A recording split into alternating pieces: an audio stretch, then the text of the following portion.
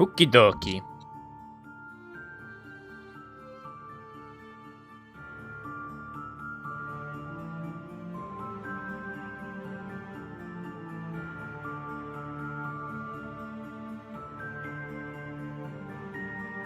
Let's get this going.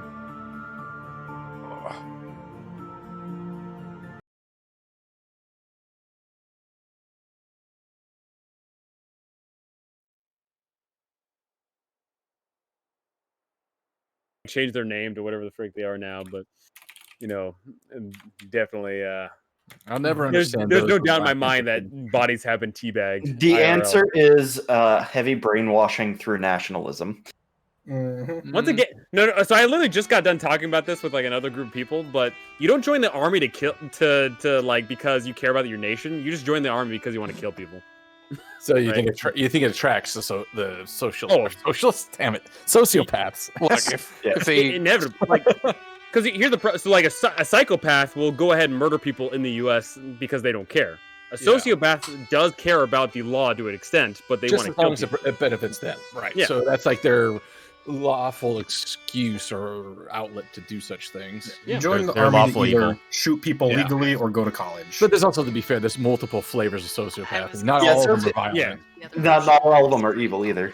Fun fact, technically speaking, based off of the criteria to be a sociopath, there is a point in my life where I was considered a sociopath. So Oh, yeah, brother. Hell A yeah, lot of people brother. would be. Yeah, but that's all you have to ask yourself is, do I feel empathy at all? I mean, okay. and there was a point in my life where I didn't. It's actually been a struggle for me in life. Well, on that I note, mean- let's do a summary of what happened last time. Every tunnel What about ever. war crimes? Yeah. Let's go kill people for treasure. All right. Yeah. I'm going to do a quick summary because I want to just jump into this bish tonight. So, my summary is garbage because I forgot to write it, and so it's much shorter than the rest of them, and it's pretty much bullet notes and what I wrote beforehand. So, what happened last time in episode 8? You all interrogated the Duergar and learned the plot of their leader, who seems to be holed up in a fortress up in the mountains, to decimate the 10 towns. And to do that, they need more of that Chardolin, the black ice. They mentioned that there is a forge in this fortress powered by a still beating heart of a red dragon, and that there is Chardolin in this town that they discovered within the town hall. Further inquiry makes you realize that it might be part of that they're keeping it there, and you wanted to go and figure it out. The group then killed these 2 Duergar just to tie up all the loose ends. Head back to Is the it inn. still broken for you, Chuckles? The arrows? The what? The arrows? I'm looking. No, they're fine now. So Whatever happened is the party had a time short ago. rest at the end. You then head down to the town square town and the town hall to go try to figure out what this Chardolin is that is apparently held within the town hall. You see the remains of the bonfire where the wizard Dazan was burnt to a crisp. Not much left there, just some people poking around the ashes and the burnt remains. Outside, you see Captain Olgath.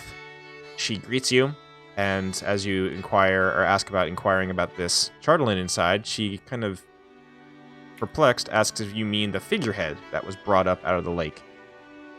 Say you guess so, and you head inside, where you wait inside the antechamber and see a giant 4-foot-long knucklehead trout that seems to be a trophy there on the wall. The town speaker eventually comes in. He comes out with his scribe, who seems to be diligently taking notes and observing you all. And the first thing he inquires about is the possible purchase of the cauldron that you have brought back.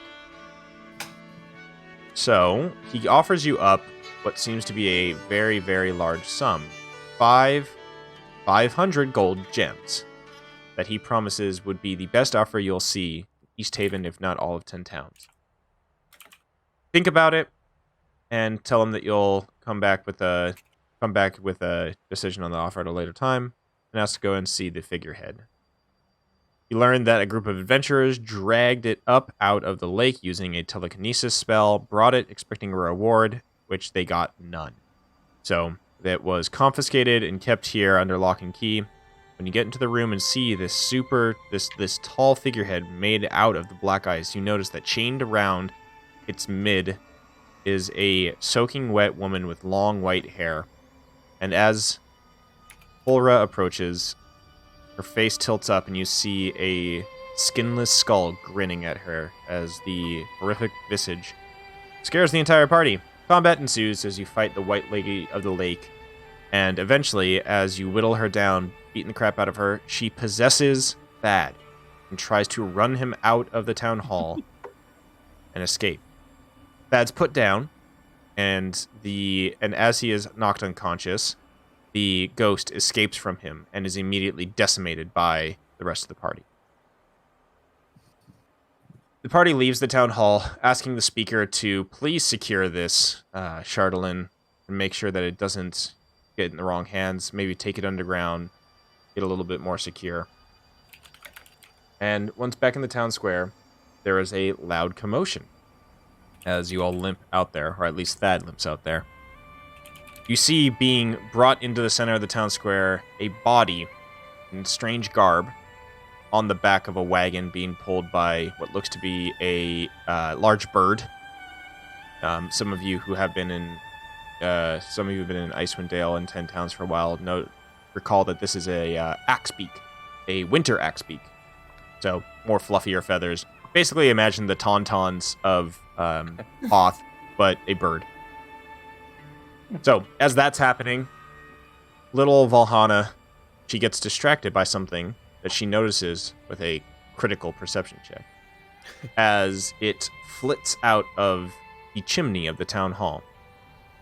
A winged serpent flies through the cold air and disappears off into the dim twilight of the afternoon.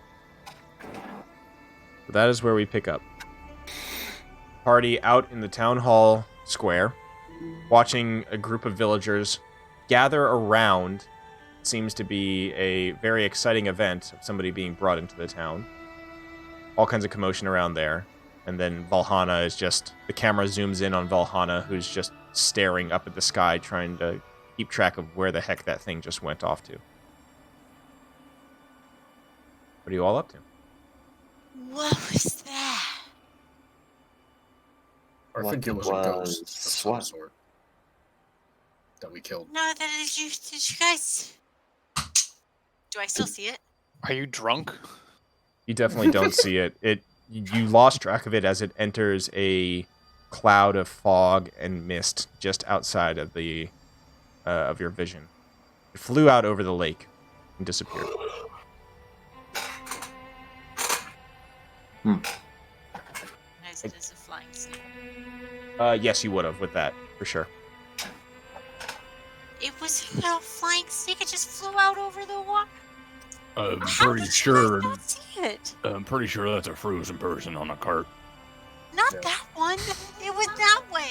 Oh, It's way too cold for snakes up here. It Flying was a flying snake. snake. It wasn't just a snake. You mean flying snakes like the Zentarimus? Yes. Hmm. And that What came was it from doing? where? That window.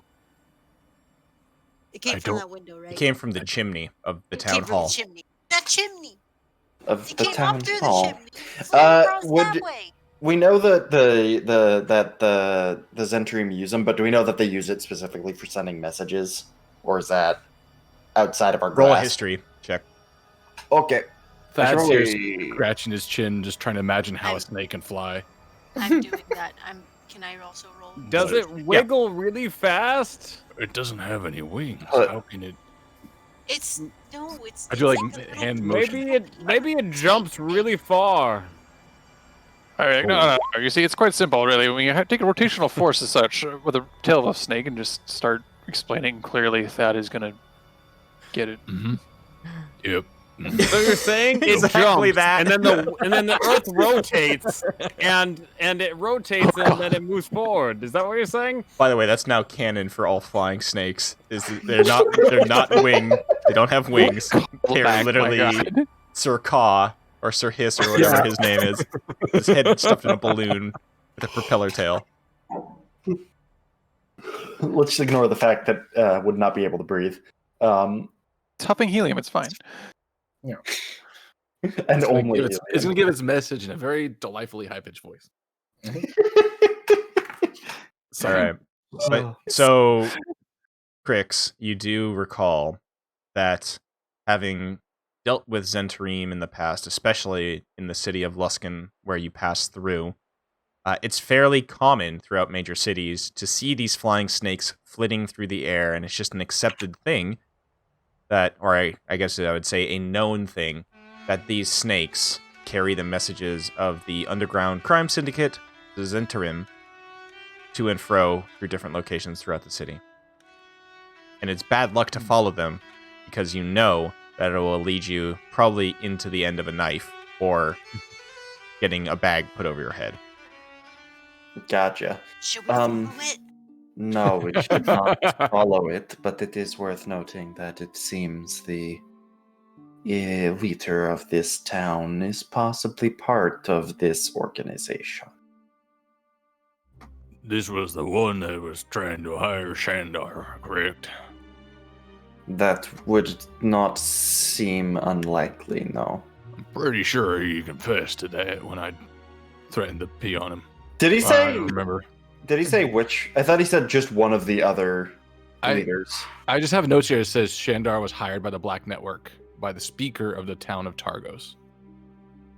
So we know that the town of Targos speaker is working with them. Gotcha. That is correct. You do know that the town of Targos' leader is at least a known Zentarim agent. These nuts. Got him. Gotcha. So, Got him. and we're in what town? East Haven. East Haven, that's right. I was thinking Burnchander, or Bryn Shander, or whatever it's Oh, called. that's the other big town, right? Yeah. Well, I'm it might not also be the leader. We also know that receptionist was taking intense notes on all of us. Mm, She did look pretty shady. that I is did true. not trust her. It's definitely a possibility that it is her. I mean, to be fair, I do not trust anyone in authority position to begin with. So Bad. they're all- You definitely recall, and this is something that you probably just pick up on all the time. Like, it's weird. You always pick up on people taking copious notes, and you may have brushed it off as the fact that she was basically the assistant or the town scribe, but she was definitely taking very, very diligent notes, and you definitely noticed her eyeing you all very closely. This makes sense from a very paranoid personality, but those notes were way too detailed for what we were talking about. Well, and that's what I commented on last time too, right? Mhm. I don't know if it. No, me as Valhana commented on it. Yes. Yeah, I think we all noted it. I don't know if any of us rolled insight or looked. I at it. tried to read what she was writing about us, and it was very clinical. I remember that much. It was Yeah. just like straight up saying exactly what was happening and exactly who we were, kind of a thing. Well, Yeah, that which sounds was just like far it's. too. Wait, that sounds exactly like someone trying to take notes to send to somebody else Mm. to let them know what to expect. To be So are fair, you it all also paying attention? does sound exactly like what someone who was hired to keep notes of everything that happened in town hall would do. She's also in a position where it would look very natural to do it. Exactly. It could go either way. I am leaning more towards that she is a Centauri. I have a feeling it goes all the way to the top. Hey, but I what hope is the you're top? right, just so we can keep saying I that. do not know. We must keep Wait, no, digging's the wrong way. We must We have keep. to dig upwards. You get it. There's more to learn here. You're buried in it right now, and you must dig up and out of it. Yes. Out of this shit pile we call world. So, Question. I was staring at the sky. Someone else was staring at something else. What was someone else staring at that distracted you? This flying snake going through the sky? you're cutting in and out there, Miss Derpy. Are you using the right mic? So I should be. Or you're just not talking loud enough. But yes, as I'm talking loud. there you go.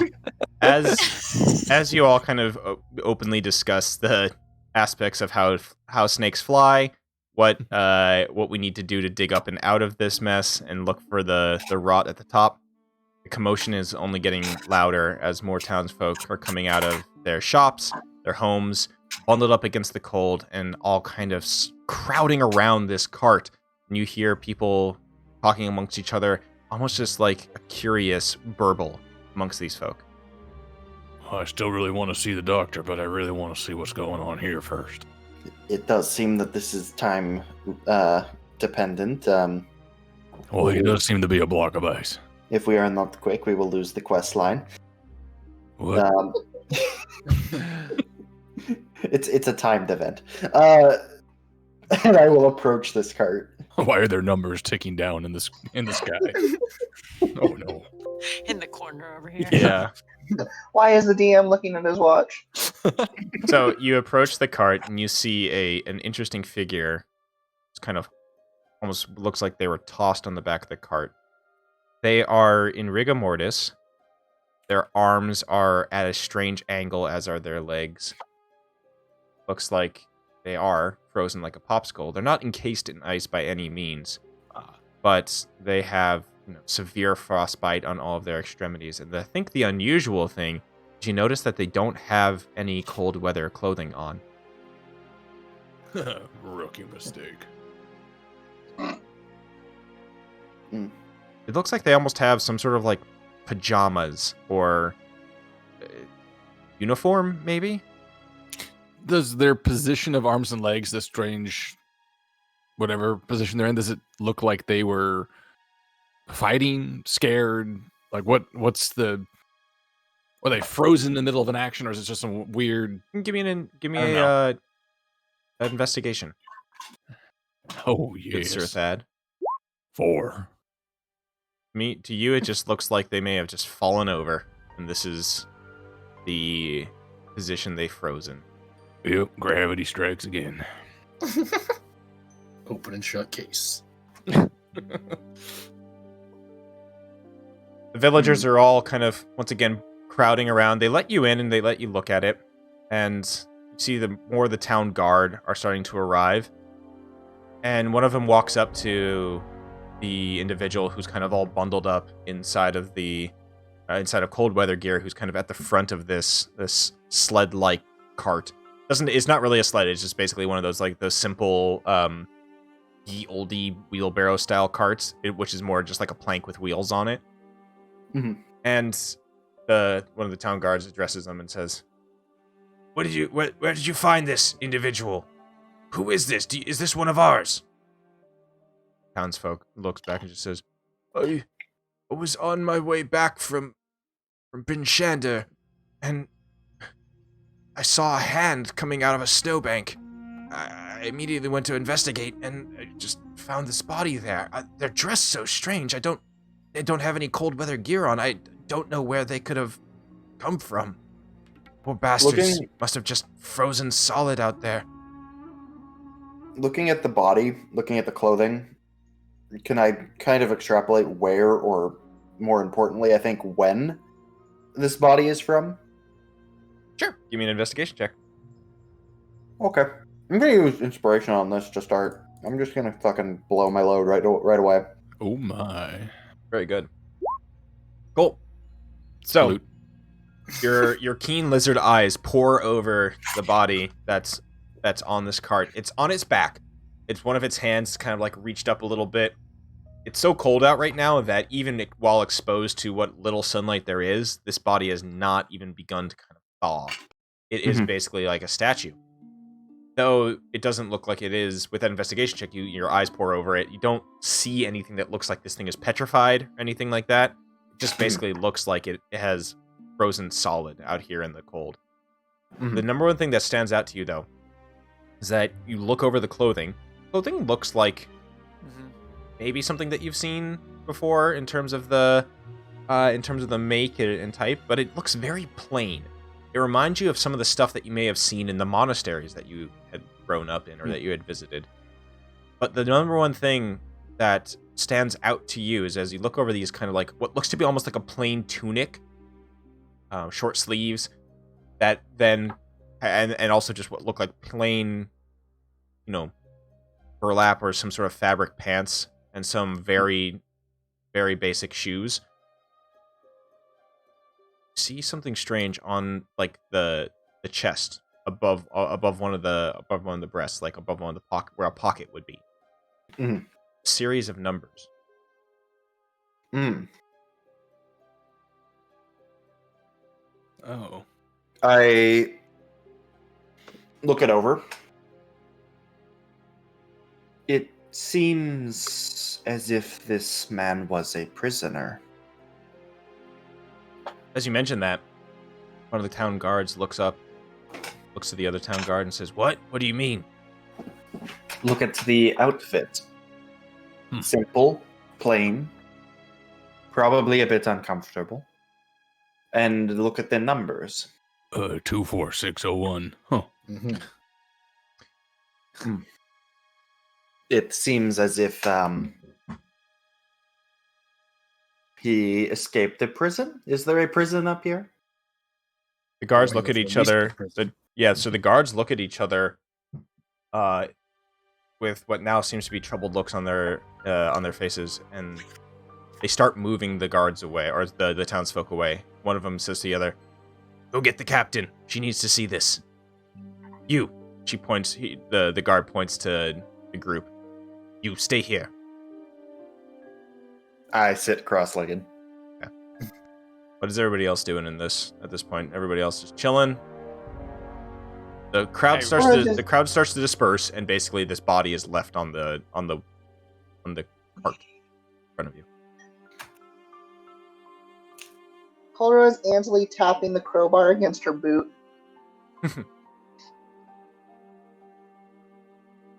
What were you gonna say, Hirokin? I say Hirokin would just like kind of curl up in a ball and be like, okay. Right. Not but maybe 2-3 minutes later, as you're fairly close to the town hall, Captain Arlagath comes out, flanked by the town guard that went to go and get her. She arrives and she says, looks at you and laughs and says, "Of course you're involved in this as well." Okay. I mean, we just walked out and Involved is a heavy word. We just got here, okay? She smiles. She says, I'm just joking. Don't worry. Well, Good joke. she looks at the town guard and she says, asks, "What did we find here?" Town guard points to it and says, "Well, that one, Lizard, pointed out that this dead body has numbers on it. He mentioned prisoner. Captain, we don't have... The 10 Towns doesn't have any uniforms like this, do they?" Captain shakes her head. "No, our jails are pretty basic. Usually just drunk tanks and petty thievery. Put them in there 1 or 2 nights. Let them literally chill for a bit. Let them out. Strange." Could it be that they're literally an experiment? Her eyes go wide. What do you mean? If jails in here are pretty simple, why would they need a number? Who would care unless they needed to know something about this person? And if they tried to escape or were thrown out or useless or whatnot, I don't know. It just seems odd. The numbers are to keep track, which would make me think either, yes, there's the possibility that it is experimentation, but it also could be that there's a larger prison somewhere up here, maybe not in use by the 10 Towns. Captain Arlagath just shrugs. She says, I don't know. I haven't heard anything of the sort. I'm too busy keeping East Haven safe. I barely know what goes on in the other towns. Maybe you go back and talk to the speaker. Maybe he would know. But I'm sorry, I have no idea. Yes. Is the person that came with the cart still here? Yes, that villager is like still kind of just like sitting there twiddling their thumbs in I their will big approach. mittened hands. I will approach. You just gotta stare into their eyes for maybe a moment too long. Yeah, they stare back at you for literally like half a second. and then avert their gaze and just kind of look down at the snow. Where did you find this body? Just not too far west of here. Just along the east way. It's coming, as I said, coming back from Bryn Shander, and I thought it was just a stick or something, like a log from sticking out of the snowbank on the side of the road, but saw that it was a hand. Pulled it out. There's gonna be like no way to figure out how long ago this body has been there, yeah, because it's frozen and no signs of decay at all. Yeah, it's tough. The cold keeps things preserved, so it's tough to say how old this is. I mean, it's not like thousands of years or hundreds of years old. If anything, the clothing looks modern. Yeah. The clothing also would. The body would actually be fairly preserved, but clothing would probably deteriorate over time. Gotcha. Is it like a thick layer of ice, or is it like a perfectly preserved like saran wrap of ice? There actually is very little, like, it's not really encased in any ice. It's more so that the body itself is just like frozen solid. Oh. Frozen so maybe, from the inside. yeah. So maybe there's like a sheen of ice on it in terms of like the skin looking a little bit solid and frozen, but you don't see any like layer or anything like that. It's just poor thing, poor guy just froze to death. Yep. Polo would tap its side with the crowbar. There's an audible like ping, ping.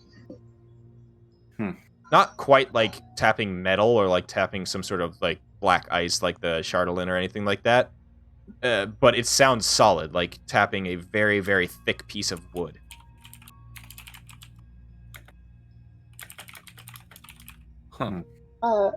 She looks up at Crix. So, can you do something about this? That is the plan. Is it all right if I give this man a proper send off? I look to the captain. Not exactly what I meant. But I like Captain Arlagath. Arlagath. Captain Arlagath looks to you and says, "What do you mean by that?" I can make sure that the body is not used for nefarious purposes, like You're gonna turn it to ash. Yes, that is exactly what I'm going to do. Captain looks to you and says, "I will take you up on this if you have some sort of, I don't know, cleansing fire or whatever it may be. But I may ask that we keep this body overnight. I need to record it. Need to go to the proper, means, methods, all that stuff. Just I need to do my job, but I'll come and find you when it's ready to be disposed of." That is all I ask. I don't necessarily need the number, but I would make a notation. I'd make a note of the prisoner number. It's exactly what Thad said. 24601. 24601. Somehow I knew it. There's candlesticks in his pockets. Says crumbs of bread in his hand. Oh, he appears to have some sheet music in his pocket. Thad. Actually, one thing too. Looking at his face, like this, maybe this is getting. I don't know. I'll try to observe. Does he look like he's from the area or potentially from somewhere far away? Does it fit in? Does it seem odd, out of place in terms of like what I've seen around here? Give me a history check. Yep, my history. Here we go. To be fair, there are Chultons here. 6. Yeah, that's what I was wondering. Maybe it's part of that. Maybe it's something different. At this point, it's really tough to tell. Though He's features and stuff haven't like fallen off of his face or anything like that, you can tell that this was a man who had been exposed to the elements, the cold elements, for quite some time. You can see it's just like a haggard face. If there was any defining features on it, they've almost been frostbitten off at this point. Okay, so it's like basically hard to tell. Yeah.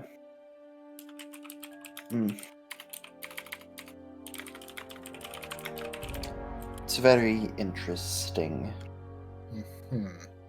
No prisons up here that are known about. Perhaps it's a secret prison? Arlagath shrugs her shoulders and just says, I wish I could tell you more, but just know East Haven.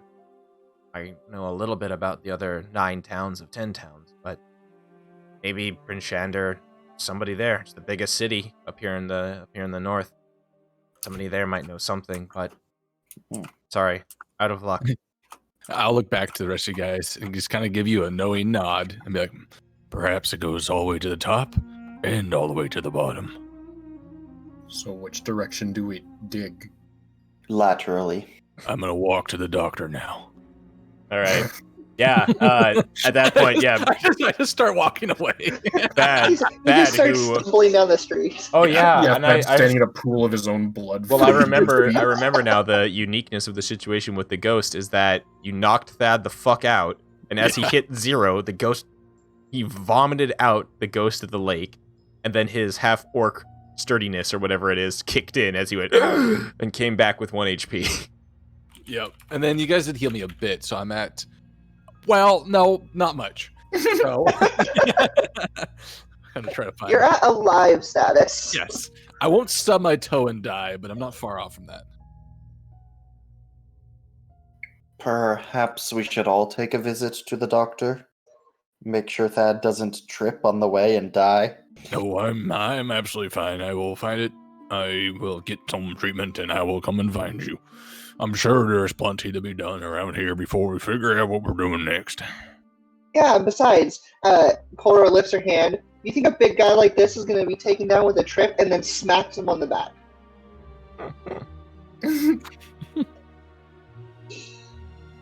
Oh. Oh,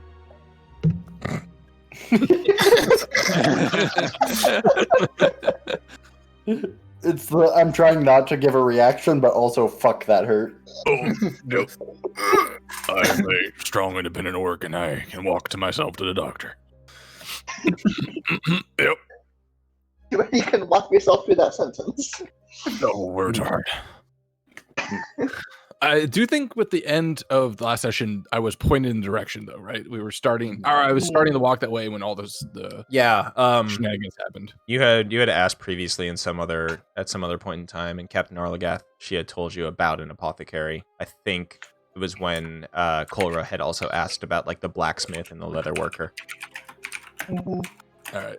Yeah, I mean, if anyone does want to come with me, I won't stop them, but I'm just saying I'm gonna head there. I'll go with you just to make sure someone can fill out paperwork, because there's no way you can do that. Yeah. Are you sure he's gonna be? You got this under control. He's not gonna like Yeah. make you come back with weird like raccoon oils to wear on our scalps or anything, right? Hi. Raccoon oil, you say? Like, just go. I've said too much. Yeah, I would go as well, because I kind of had the same paperwork idea, but also I want to make sure that I'm filled out as his next of kin.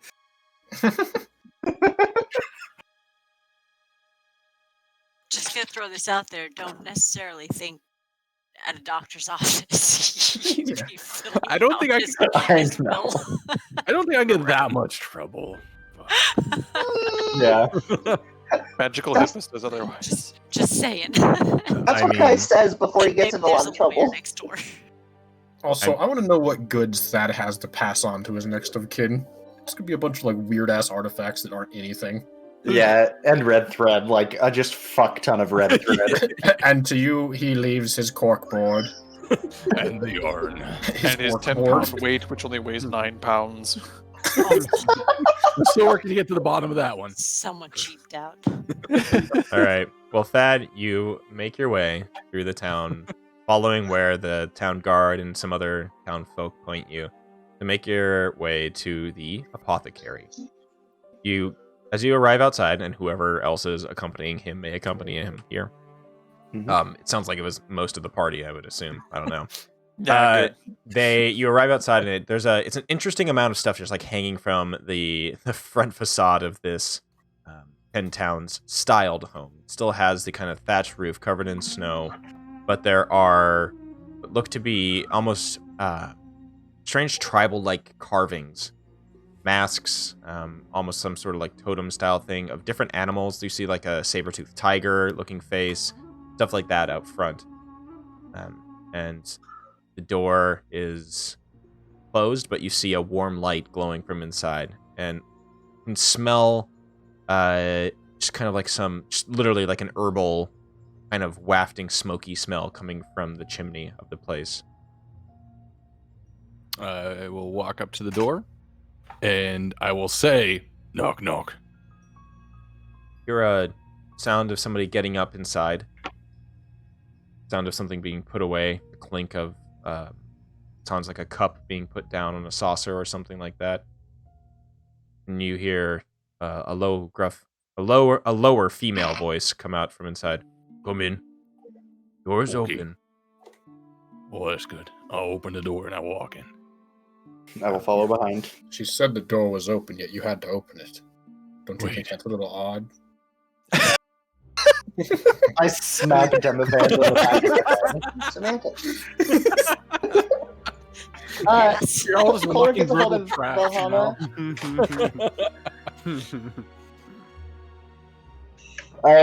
So I smack Demavand in the back of the head, and I lean in and I whisper, not loud enough for Thad to hear. I just whisper, "You think it's fun now, but give it like 2 weeks. You'll be done with it." I'm not so sure. I had fun. So inside, you see a pretty open room with a low kind of bar-like table in the back. And strewn around everywhere, there's different things like herbs and stuff drying in the rafters. The smell, that herbal kind of smoky smell, is even stronger in here. There are strange devices, kind of rudimentary tribal-looking devices hanging from the walls. And you see a very tall, muscular-looking Goliath, female, standing behind a table, and you can hear that like of a mortar and pestle as she is grinding up some sort of tincture or some sort of concoction. She looks up just briefly as you enter in, motions for you to come on inside. I'm sorry, I'm just finishing up cola juice for one of the villagers. Give me a moment, I need to mix it. Goes over to the fire and takes the kettle off and pours the hot water inside the mortar and pestle. Starts mixing it. As she doesn't even look up from what she's doing. What can I do for you? I have a bunch of holes that could be used patching up. Her eyes flit up from what she's doing. She doesn't barely even turns her head. Looks like you've sustained some damage. Yeah, my friends. Your friends friends did beat me this. Yep. Well, But it was to teach me a lesson. With friends like these. Dad, hon, I need you to stop talking now. Well, how's she gonna know what to do? I gotta point out where my boo-boos are. I think it's pretty obvious where your boo-boos are. It's true, they are kind of leaky. You also have many holes in your shirt. God damn it. Well, I guess I gotta get a new shirt too. I know a great little leatherworking place. Well, perhaps we'll visit that next. But I wish to have the good apothecary here, if able to, take a look at my wounds and see what we can do. I also have some follow-up questions, but that is for patient-doctor confidentiality. Goliath looks up and she says, I'm finished with this pola juice. She pours it into a vial. It's this kind of strange purplish brownish color. Just schlorps in there. He stops it up with a little stopper. He says, I have some healing herbs that I can I have healing herbs that I can sell to you. A few of them are ready to be ground up and made into a balm of some sorts, but I mostly work in preventative medicine, less so of the rapid healing type. Understood. I will gladly go ahead, assuming I have the coin, purchase these balms of yours. He nods. Says, all right. Well. And he pulls down a rack or not even a rack, just like a bunch of plants. And it's relatively cheap. Doesn't do too much in terms of heavy healing, but it can do the job. And as she like reaches up, you can see like she's wearing a fur shawl.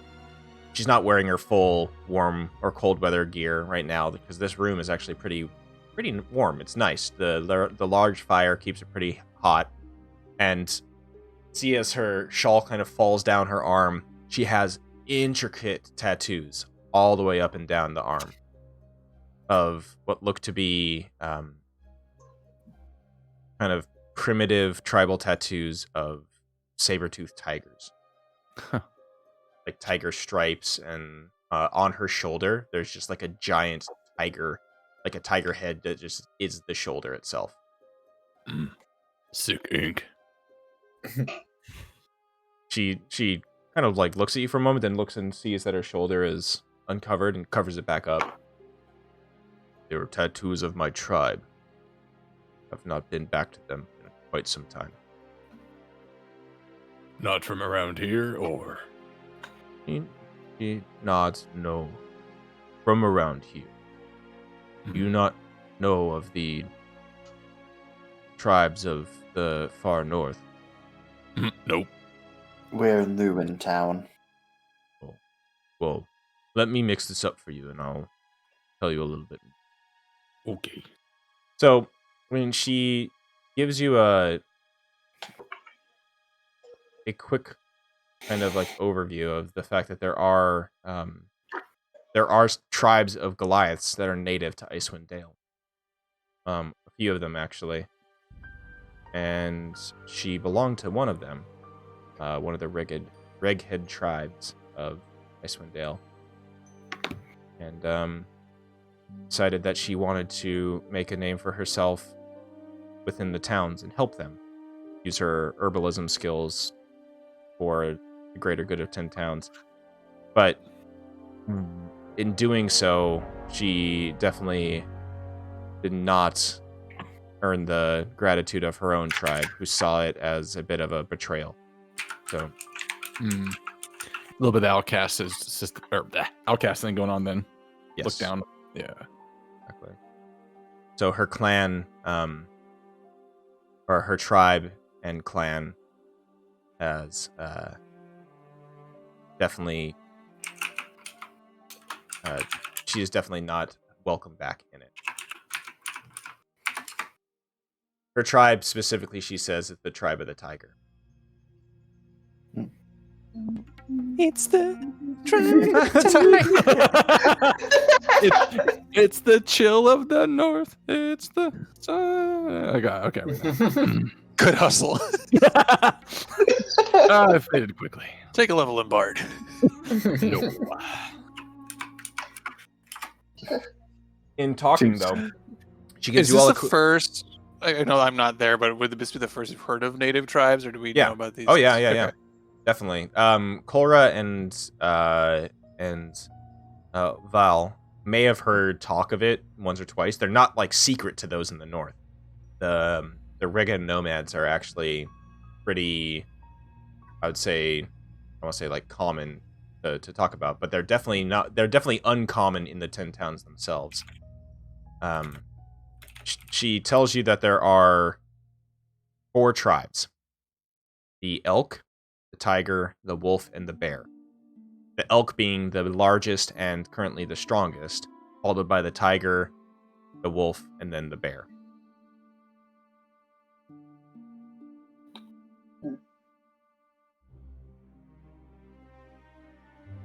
But yeah, they're a tribe that is not all of them, and they're not all Goliath either. They're a mix. But what about the lion tribe? He looks up and says, "There is no lion." I thought it was lions and tigers and bears. Oh my! I was gonna ask the same. Are you reading my mind? I don't think I have that. Do I have that ability? I forgot. Maybe. Oh. Okay.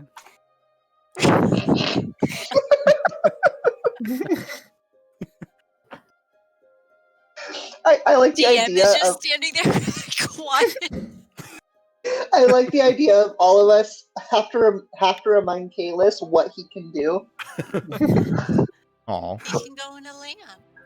I also just like the idea of every time Kayla says, "Oh, okay," we all just are silent for 10, 15 seconds. Like tug at the shirt collar, like. Just awkwardly shuffle and look at each other. Wringing our hands. Just like, Tough crowd. Yeah. She mentions also she tells you her name. Her name is Kivia, Kivea. And she actually mentions that she's a little bit unusual, and maybe the reason that she felt that she wanted to leave her tribe was because as a Goliath, she actually was fairly uncommon. It was like it's not common to see Goliaths in these like the nomadic tribes of the far north. They're usually more the Goliath like groups are usually more confined to the spine of the world, the higher mountains that separate Icewind Dale from the further southern areas of Faerun. And so she never felt at home in the tribes. So she felt that she could make a better home for herself in 10 towns, and has found a fairly good life here in East Haven by being the town's apothecary and using a lot of her knowledge and skills that she brought from being a nomad to the towns themselves. So she's fairly happy, but she tells you that she misses the nomadic life a bit. Yes, to be free of the bounds of society. I can imagine it being quite wonderful. Exactly. She emphasizes that we didn't have any home or foundation where we were. We wandered from place to place, and it was nice. Sometimes there is a freedom to not knowing where your next meal will come from or where you'll sleep that night. Yep, I've been very free in that way as well. And also how close you get to your own. Kohler kind of just trails off after that.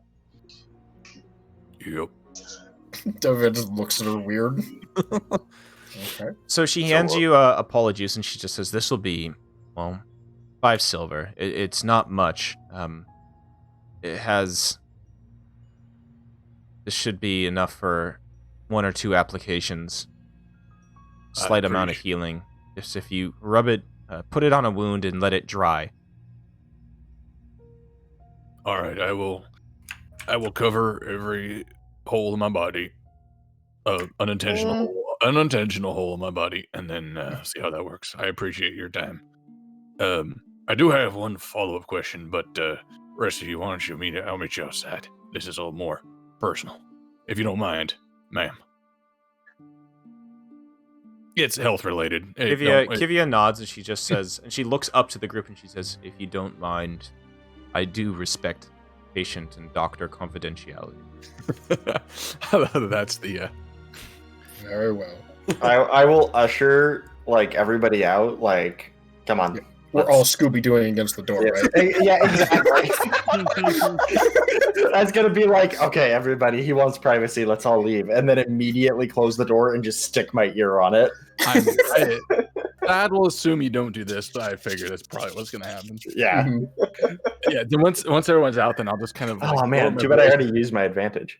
I'll lower my voice a little bit. It's like, so you have some skill with medicines, and have you done any sorts of surgery or other things of this nature? She,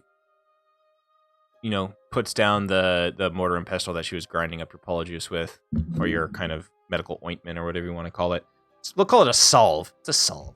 Perfect. And she says, What? Salve. Alvy? Salve. Salve. She looks to you and she looks over at the wall where there are some pretty wicked looking knives and tools, like a bone saw and a long skinning knife and one of those hooked knives that are used for peeling back flesh.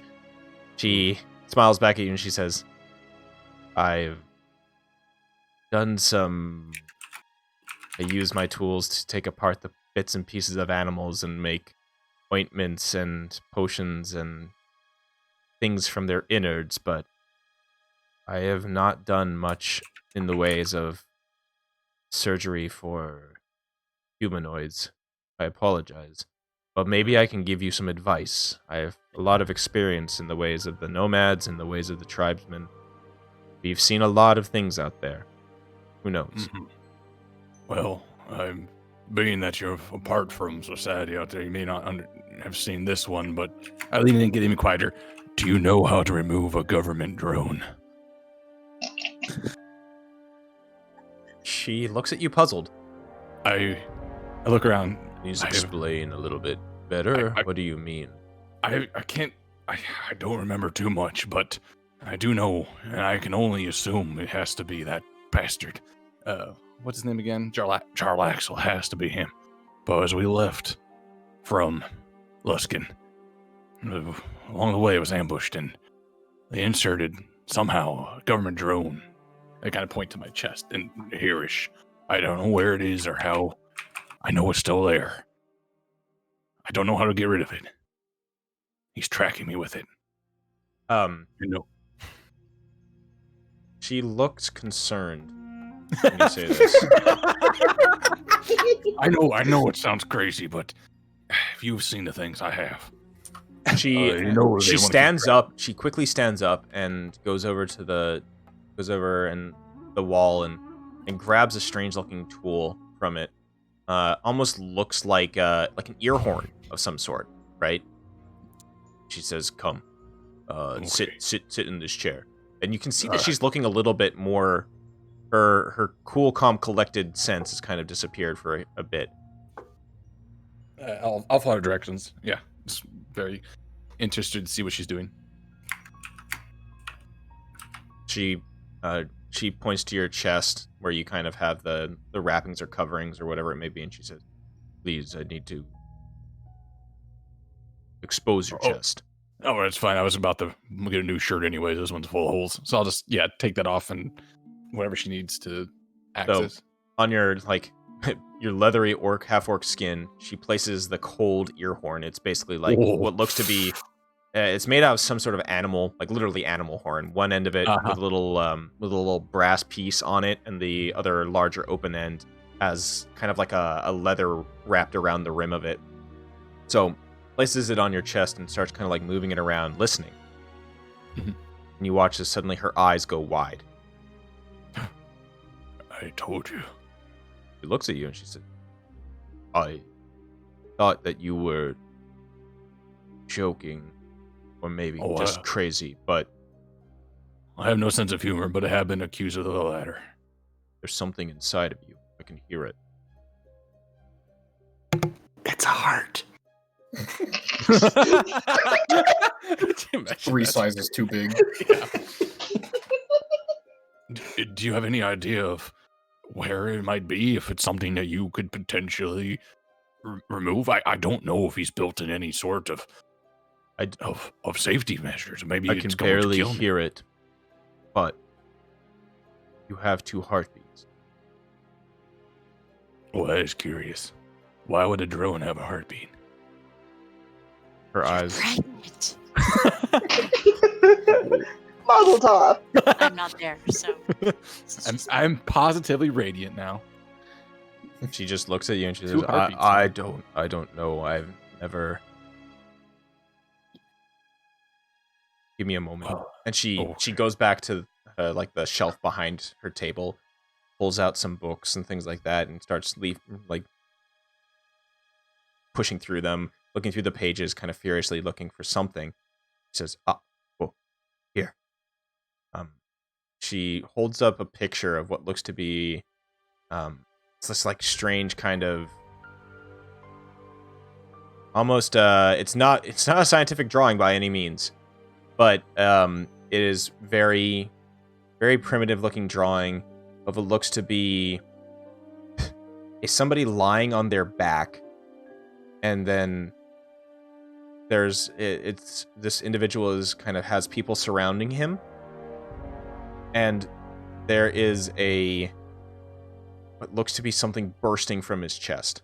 Oh, Jesus. Oh. That's. So where's Sigourney Weaver when you need her? Kivia looks at it and looks back to you, and she says, I don't know if this is what you have.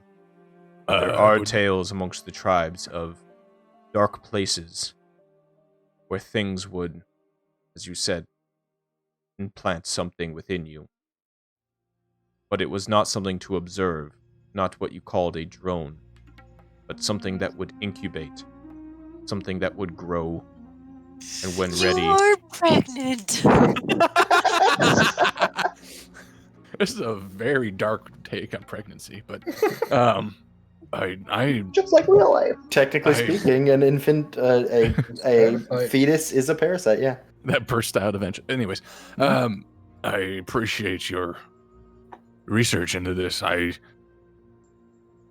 have a lot to think about, I suppose. Be straight up, I'm pretty sure it's still Jarlax, although I just don't know how, but somehow he's done this. But do you know how this can be removed, or if it cannot, if there's a way to treat this? It would need either some powerful magic, or some very invasive surgery. I don't like being invaded, but well, I will suppose... look into it a little bit on my own. There might be more records of such things that you describe. I am concerned for you. You have a good heart. I heard it beating next to the other one. Dude. It is very strong, that is true. Well, I appreciate your concern and your time. If you have any others or know of others in other towns, I might also be able to help. We are likely to be traveling around, and I will follow up accordingly.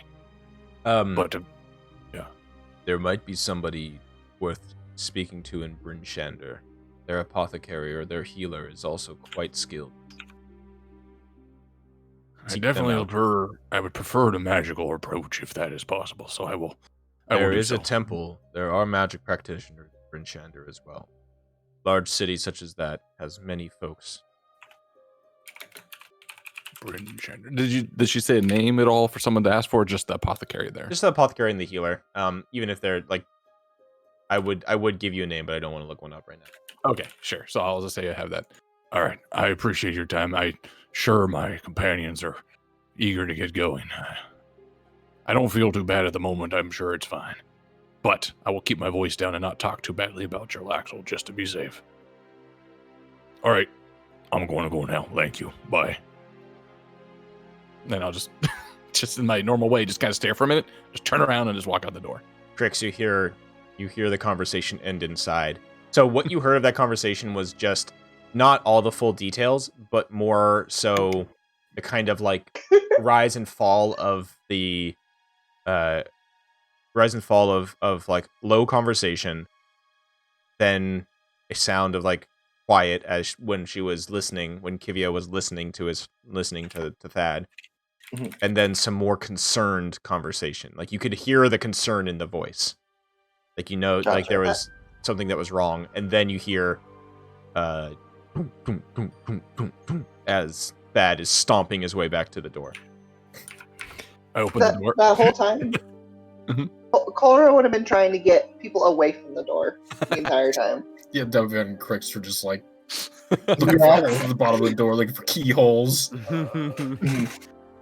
I would say you would have been hard pressed to get either of them away, probably.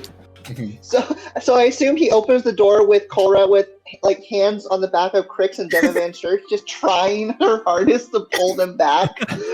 No, if I heard him coming towards the door, I would have just like nonchalantly leaned on the door frame. Yeah, there's a covered porch outside. Yeah. All right, I'll just open up and see you guys just waiting there. It's like, oh, you waited for me. I appreciate that. Yeah. And I'll just close the door and I'll walk out. So, yeah, constipation's a hell of a thing. I'll be careful what you eat around here. I would like to insight check that. And also, staring at him.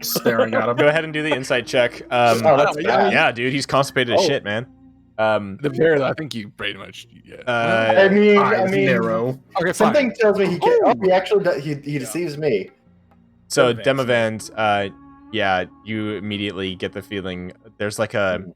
You look over Thad, And as your eyes narrow, you can see that this joke of constipation is veiling some internal concern that he has, worry for health, and kind of Meanwhile- an added curiosity. I'd say it's like almost like added curiosity, right? Like like even more unknowns. So Thad, you have a solve that is two uses, and it basically does a 1d4 plus 2 each time you use it. Okay, I'll probably just go ahead, and since I realized walking out, my shirt's probably off because I never put it back on. It was already full of holes. And this So I is have the something heavy that, cloak, but, unlike yeah. a potion, which is like you use it as an bonus action, drink that shit. This will take some time. This takes some time to apply and have it heal you. So it's not like an in combat type of thing, which Which why I'll probably go ahead and I'll use it now. And as we're walking, I'll just be, oh, it's brisk. And while I have no shirt on, I'll be applying it to my wounds as we're heading to wherever we're going. Yeah. But I will need to buy another shirt somewhere. Jeez. And you're fucking cold as shit, and it stinks. It's like really, really bad smelling. You're sure that Kivia may have mixed it with some sort of guano of some sort, maybe goat shit. I don't know. That is invigorating. It does, though it smells to high hell and combination of crushed roots and earthiness mixed with some sort of guano smell, you start to feel better. So as you make your way back through the town, you can kind of feel your skin tightening around the wounds as they close up a bit where you've mushed the solve over it. Can I go ahead and just apply both applications? Go ahead. Then? Okay. And then what was it again? It was 2d4 plus. So 2? it'll be 2d4 plus 4 for both if you're using both. Or 2d. Okay, 2d4 plus 4. Ah, yes, the medicine you can only get by not farming. Nice. That's actually, I feel a lot better now. Great. Yeah. So it's all. So I might not smell really well, and my nipples may be rock hard, but I feel good. So it's getting later in the afternoon, and what little light there is slowly disappearing as you guys have woken up in the morning, gone out to the ferry, fought some Duergar there, took a rest back at the inn for lunch, basically, and then headed out to the town hall and dealt with that ghost. So now, as what little sun there is sets below the rim of the horizon, you can see the lights in all the homes starting to go on. You can see the smoke starting to billow out from the smokestacks of 10 towns as that nice smell of wood burning fire starts to fill the air. What are you guys going to do for the evening? Is this going to be it? Is it time to take your night's rest? Or does anybody have anything else they'd like to do before they turn in? Buy a shirt, but I'm sure that's just a regular. Yeah, on the way past, there's your regular kind of quartermaster general goods store. You spend another 5 silver, let's call it, on just your typical clothing. Okay. That sounds good. Nice goat wool. It's a little bit scratchy. Goat wool tunic all over yourself. I just imagine an orc in like a big poofy jacket. Yeah. Yeah, you Scandinavian orc. See, I was thinking an orc and a virgin killer. I don't know what that is. I don't know what that is. I think I saw that one. Hell yeah. Oh yeah, Yeah, sorry. it's It's the backless. It's the backless sweater. The gray backless sweater. Oh my god. Just enough crack showing. Just enough. I need to see You this. can look up virgin killing sweater. It's a song? Guys, Please share with the class. Oh, hell yeah. Oh, and yeah, that's Yeah, that's an orc and a virgin killer. Wow. a little bit of cheek hanging out the bottom there. Perfection, right? Yeah, if we get to a little bit of a warmer climate, I'm just saying. Oh no, my battle damage clothes. Oh no. That's for the hot springs episode, okay? Oh god. Oh yeah, the onsen episode. That's the episode. That's Kalis's total episode where it's just hot springs. Oh boy! I can find a bench to put my leg up on. Is like it changed. Oh god! And let me stare directly in your face. Somehow Kalis is gonna wind up being like caught in a locker the whole time, so he doesn't actually get to go in the hot spring, and then Somehow your wrinkles have wrinkles. It's very strange. God. All right. Anything anybody else would like to do before you guys turn in for the night back at the inn? Hiroki would just write down kind of the stories about the tribes and try to make a note of wanting to take time to meet some of them because maybe they would know information that these townsfolk wouldn't. Yeah, But they that's travel. nothing like Yeah, good point. They do travel quite a bit. they've seen some shit and they've been here for longer. It sounds like. Maybe they know where prisoners are kept. Indeed, it could be a nomadic prison. Yeah, I was thinking more they've seen the prison, but no I matter. like, I I like the know. idea of a nomadic prison. Yes, a prison on wheels. It's like the Jawas from Star Wars, Super except prison. it's some OTD. weird big prison wagon. They just Oh, drag God. them I there. have ideas now. That's awesome. Write that down. Write that down. Write that down. Write that down. Breaking. Yeah, it's hard to have your buddies break you out of prison if they never know where you are. Always moving. Totally unrelated note. I have to change plans for Thursday. Nice. Yeah. All right.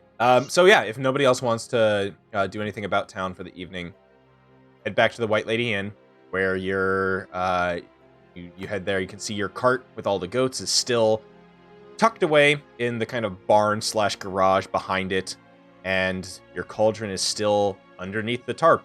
Are you going to keep it in the cart tonight, or do you want to bring it inside? Oh, I feel like we should keep it in the room with us, but I don't if know we if we can want get it inside, yeah. Yeah, of course you can. I mean, it's not like, I mean, It's yes, just it's heavy. It's just heavy, right? And actually, it's easy enough for two people to carry it inside now that it's not filled with soup and stew. It's also, I mean, it's what was it like? At its widest diameter, it was 3 feet. That easily definitely can don't fit. wanna- You can Yeah, fit that's that in not the that door. Yeah, that's easy. Sure. Yeah, we definitely should- not we want to leave our most valuable artifact outside at night. Yeah. Now that you also, Unguarded. now that you know that It's somebody also is legal to steal here, so Yeah, you're right. Good point. So, So who's gonna sleep in the cauldron? Kalis, dude. probably. I do not desire to can't turn into sleep, soup. so I guess I'll just stand in the cauldron all night. God, just awkwardly standing in the cauldron in I'm the just center of a standing bedroom. there menacingly. Someone comes to steal. Are you going to steal me? I'm soup meat. I'm so cold, please. If you're going to take me, Why do I makes feel me like fire. why do I feel like we're committing long-term like elder abuse during this campaign? Nah, you guys are good. All right. So, if nothing else, you guys head back into the White Lady Inn. There you see your friend, the halfling bard, is back playing on the stage to the few occupants there, with a bandage on his face, and like a fresh kind of stitching on one cheek as well. He gives you a feeble wave as he continues to play a nice little song for those there. He's nursing the wounds from the previous evening where the ghost slammed his head through the window a couple times. And if anything else, or if nothing else, turn in for the night. And just one. Sorry, this is really go quick though. We did notice. We discussed at the end of during last episode that Hurricane is grade up. He's grade up a little older. Did we Yes. discuss it at all? And well, we just sort of no, we're like, I would say maybe at this point when you're inside with a better light, because it was dim outside, kind of hard to pick out the grays amongst the fur. But once you get inside the White Lady Inn, where a well-lit, multi-candled chandelier gives a warm glow to the entire room, the smell of food wafting from the kitchen, Hirokin comes inside, shakes off his fur from the snow that has been lightly falling outside, and you watch as what looked like some snow in his fur doesn't quite leave it, as he now has streaks of gray accentuating his flowing mane. Oh yeah, I forgot he's old. I can't see this. There's no mirror. Huh. Roken, you're looking mighty distinguished right now. Why, thank you. I'm not sure what's changed. Not that you weren't distinguished before, but now you got a little bit of a, I don't know, Sean Connery-esque thing going on. It's strange. I mean, Connery, right? Oh yes, the famous actor. Why? Mm-hmm. I thank you. That's quite flattering. But why would you say that? I feel Well, really sore in the joints, but that's about it. I Like kind of my like hip touch is- my, I like touch my face a little bit. It's like you're gray. No, I'm quite blonde. Thank you, though. On the ground. Is there any like shiny mugs or a mirror or something I could There's a bring mirror over? behind the bar. Oh, why don't you just take a quick look over in there? Walk over and look in the mirror. No. You don't. Yeah, you don't. You barely. I wouldn't say that you don't. Like, it's not like, oh, you barely recognize yourself, but you are shocked. You are shooketh by what you see. This. Oh, yeah. Oh, my peers back at the academy. I must have been cursed by that witch. Must be all that knowledge you're holding in your brain. Oh, it hurts. Or could have You know, I been. really feel it too. You look over. Everybody looks over at Valhalla. She looks exactly the same. Yeah. Sure. Well, it was a very busy day, but I would imagine the supernatural encounter we had is the most likely source of such a thing. Could just be the stress. Why, too? Does a number on you. Part of the reason why I came here was to get away from the stress. Oh. You feel something in you feel something in your pocket, Hirokin. You have The Werthers. Is my badger aged to death? Oh God! What It's is probably, it? it's probably like a Werther's or something since you're old now. No, it's your note. It's your note of tenure. And your jacket elbows have been patched up nicely. You know, Tweed on my fur. when Waboog said Werther's, I literally had just grabbed one, and then I put it back. Hey, Werther's a good shit. Yeah, no, they are. Okay, boomer. It's It a weird doesn't change strawberry the candy with no person. branding or anything. Oh yeah. They're called strawberry bonbons, I learned. Okay, now I know you're an old person because you don't receive those unless you're over the age of 60. They just Yes, show up but at your house. I know because one of my coworkers told me because it's her friend's favorite candy. Yep. Friend. This sounds like offloading. Yeah. All right, naturally. All right, so I have elder tenure now, but I can't go back to the university until we're done here, or a significant portion of time has passed. Was this just a suggestion that tenure itself is a curse? You're absolutely wrong. Tenure is literally the only reason to go into academia. I agree. The bartender looks to you all, and she's a half elven woman. Says, "Well, you all look like you need a warm drink, so Oh, here's please. some. Here's a." She gives you basically like hot mead. Hot toddy. Yeah, hot toddy, hot mead. Oh, that warms me up. And put down your cauldron, and you all have a nice warm drink to cap the night, as some warm food is also brought out. You have rooms here again, and you find that they've been paid for. Your room and board has been paid for. The innkeep lets you know that the Captain Arlagath has paid for another night, since you seem to be indebting yourself to East Haven by ridding it of quite a few threats. Nice. So you each have your own rooms upstairs in this fairly large and nice inn. And yeah, the night continues on without much event. Cora leaves the table without touching her mead. Oh, no one is soldiers left behind. I'll take it. No, Cora, as Cora like looks at the mead, we just get that like Vietnam flashback of just bees everywhere. His eyes wide and just bees flying around in the background.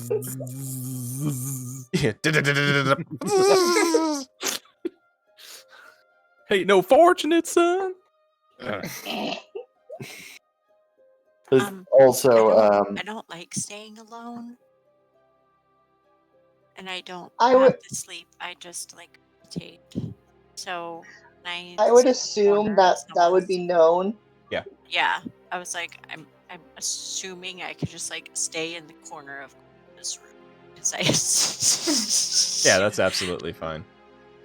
I'm assuming Cobra just accepts that that's All right. part of the gig. Well, now. unless there is anything else that you would like to do over the evening, is there anything we'll be coming on to the next day here? Is there anything anybody would like to do over the evening? I think the only thing for Demovan is that as almost normal at this point. He looks like he's taking huge drinks out of his like mead, but then like when they all leave the table, it's like only half empty. And again, Crix just isn't drinking at all. Probably passes it off to Thad. Thad, Oh, yeah, how many of these do you put down all of the do you just like kill all the mugs that are left? I've had a hell of a day. I'm absolutely down to just roll me a clean up. Constitution saving throw, please. Oh, you got it. 9. Nice. So Thad, the last one to leave the table for the evening. Everybody having eaten their hot soup meals, feeling nice and warm inside. Those who have drank their mead, and it's nice and soothing, or whatever hot drink they may have. Warm, was it mulled wine type of stuff too. Thad is stumbling upstairs by the end of the evening. I told you the last time about I should probably say, but I didn't do, but to relax, he did the thing. Do you want some help, Thad? Oh, yeah, I don't want to sleep already. Oh. Thad, you feel... I can't sleep. Thad, I'm so alone at night. Put Thad in bed and just karate chop him in the back of the neck. Oh. Yeah, like that on the side. Thad, as you stand up, your vision goes wobbly for a moment. And you swear you feel that second heartbeat getting stronger in your chest. Oof. Well, it's probably just the booze. I hope. Damn. I go sleep. Then take me to bed. Mm-hmm. Yep. I mean, alone. But you know what I mean. I didn't know there was another meaning. Yeah. Fireman. Fireman carry Thad up the stairs. All right. That's a big boy. So you're strong though. You got the strength to do that. Kalis, as everybody else is going to bed, since you technically don't sleep, others go into trances and stuff like that. The elf folk here. Kalis, why don't you roll me a perception check? I'm so lonely at night. No one talks to me. Shut up, Hans. Mr. Cold as Ice Kalis. Late in the night, you as the night gets later, just kind of standing. Do you just like stand there? What the fuck is going on with Kalis when he's not sleeping? I'm like literally like I'm either standing there or I occasionally like look at my book, but I'm just like I can't sleep. I love the fact we're squad awkward. This is fantastic. So you Kalis, you hear noise outside your window. Hello? Look out in the street, kind of silhouetted by the cold night air. Like you see a bunch of outlines of people, maybe like 2 or 3 of them, just 2 or 3. Their hot breath is coming out from their bundled up faces. One of them is riding one of the same tall bird that you saw bring in the wagon earlier. And you see them. They get off that bird. They talk amongst each other. One of them points toward the stables, and they all head in that direction. Oh. I'll continue to watch them if I can. They disappear for a moment inside the stables and quickly emerge again. One of them shakes their head, and you swear one of them looks up towards your window. Then they jump back on. One of them jumps back on the bird, and they ride off into an alleyway. The darkness disappearing. Maybe they wanted to give us a present. And that's where we'll take a break for right now. So, get some snacks, get another drink as you guys wake up the next day. Yeah. Mm-hmm. All right, we'll be right back. No one's gonna spend the night with me. If you'd mentioned it beforehand, Valhalla would have. But I mean, definitely I could just dump Thad in your room, basically. If you really, Yeah, sure. That'll keep an eye on you. Thad is just sleeping like that, like the ass in the, like the fucking typical like passed out cartoon character, like butt in the air, face embedded in the pillow, just like arms back. I'm trying to find a gif of that, but yeah, that's so if you really wanted someone there You could just rant your thoughts at Hirokin and he'll probably drift off like, oh yeah, yeah. I had a student like you once. Yeah. Suddenly, the next night, we're all sleeping in Kalus's room. Just talking and we fall asleep to it. Soothing. There's an image of everyone sleeping in the bed holding Kalis, and then just this like little smile on Kalis's face. It turned into warm. Aw. This is so comfy. the massive cuddle puddle. Yeah. All right, let's take that quick 10-minute break, and we'll be right back. Yeah. All right, thank you everybody for hanging out with us tonight. We'll be back 10 minutes. No, don't turn that dial. Don't change that dial. Whatever it is, we'll be right back.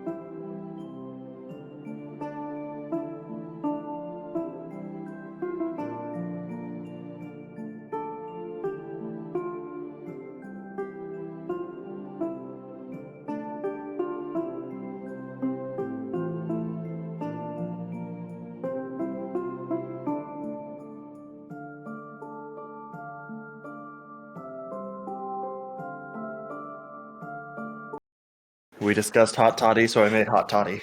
Nice. Good. Yeah. Sounds good. I did a play on it though. So Way. yeah. So instead of using honey, and lemon juice, I'm using a little bit of orange juice and I have a spiced black tea syrup. Ooh. That sounds really good. Yeah. Like almost like a Interesting. Earl Grey thing going on. I just talked to Jamie, and Jamie said to tell Derpy that you suck. Oh wow. Is what she said. Why do Damn, I son. suck?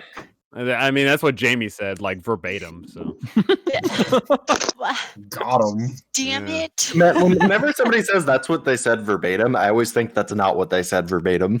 well, I don't know what to tell you. Paraphrasing. It's what I inferred from the conversation. I'm paraphrasing verbatim. Yeah. Yeah. What was actually said is it sucks that I don't get to hang out with Derpy as much, but paraphrasing, But Derpy what they sucks. meant was Yes. All right, folks. So we are back at it. The night goes uneventfully for those who are nice and asleep. But Kalis did see some shady individuals checking out the stable where your cart and goats are housed. I don't like that. The morning comes, only kind of noticeable just by the fact that you all wake up after your 8 hours of long rest. And I want you to know, if anything happens to those goats, Bodza is dead. wow, that's a weird meta threat. Ooh, what is Vodka? What? Yeah, I don't know. What does that Now you just mean? condemn those goats to die. So God damn. No, you all wake up and the smell of cooking food kind of wafting up from the inn below, the common room below, and yeah, it's a fresh day here in East Haven. What do you all want to do as you all end up meeting probably downstairs for a As breakfast? we're probably huddling into our warm soups, I turn to everyone and I say, "I was so cold last night. I haven't slept in days, but someone was going to give us presents, and I think they didn't know where we lived, so they left. They went to the barn though. They probably thought we were sleeping in there. That we are not animals. Why would we be sleeping in the Well, barn? I don't. I hate to break it to you, but you sort of look like You kind of should look like an probably stop speaking.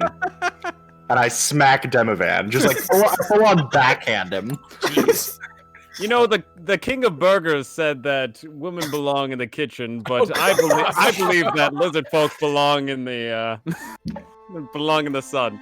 In the barn of all In the barn. places. King of the hamburger patties is quite a wily one. All right, well, He was just staring does at nothing. anybody react to what Kalis is mentioning? Casually mentioning that somebody may or may not have gone into the barn where you keep your cart and goats last night. But they were Yeah. giving us presents. Yeah, so maybe it's we all should go good. look at gifts. Thad takes But a it's mental not note that of it. time of year. What time? How of are they year? to know? It's always Doesn't that cold and happen snowy. during the winter? Oh, It wait. is. Oh, wait a It is second. winter. Every day is Christmas when it's always winter. Yes. Cora Well, what leans over presents did they to have him for and us? don't I don't know. get her hopes I up. couldn't see. My What eyes did- aren't I, what they used to I be. didn't mean to.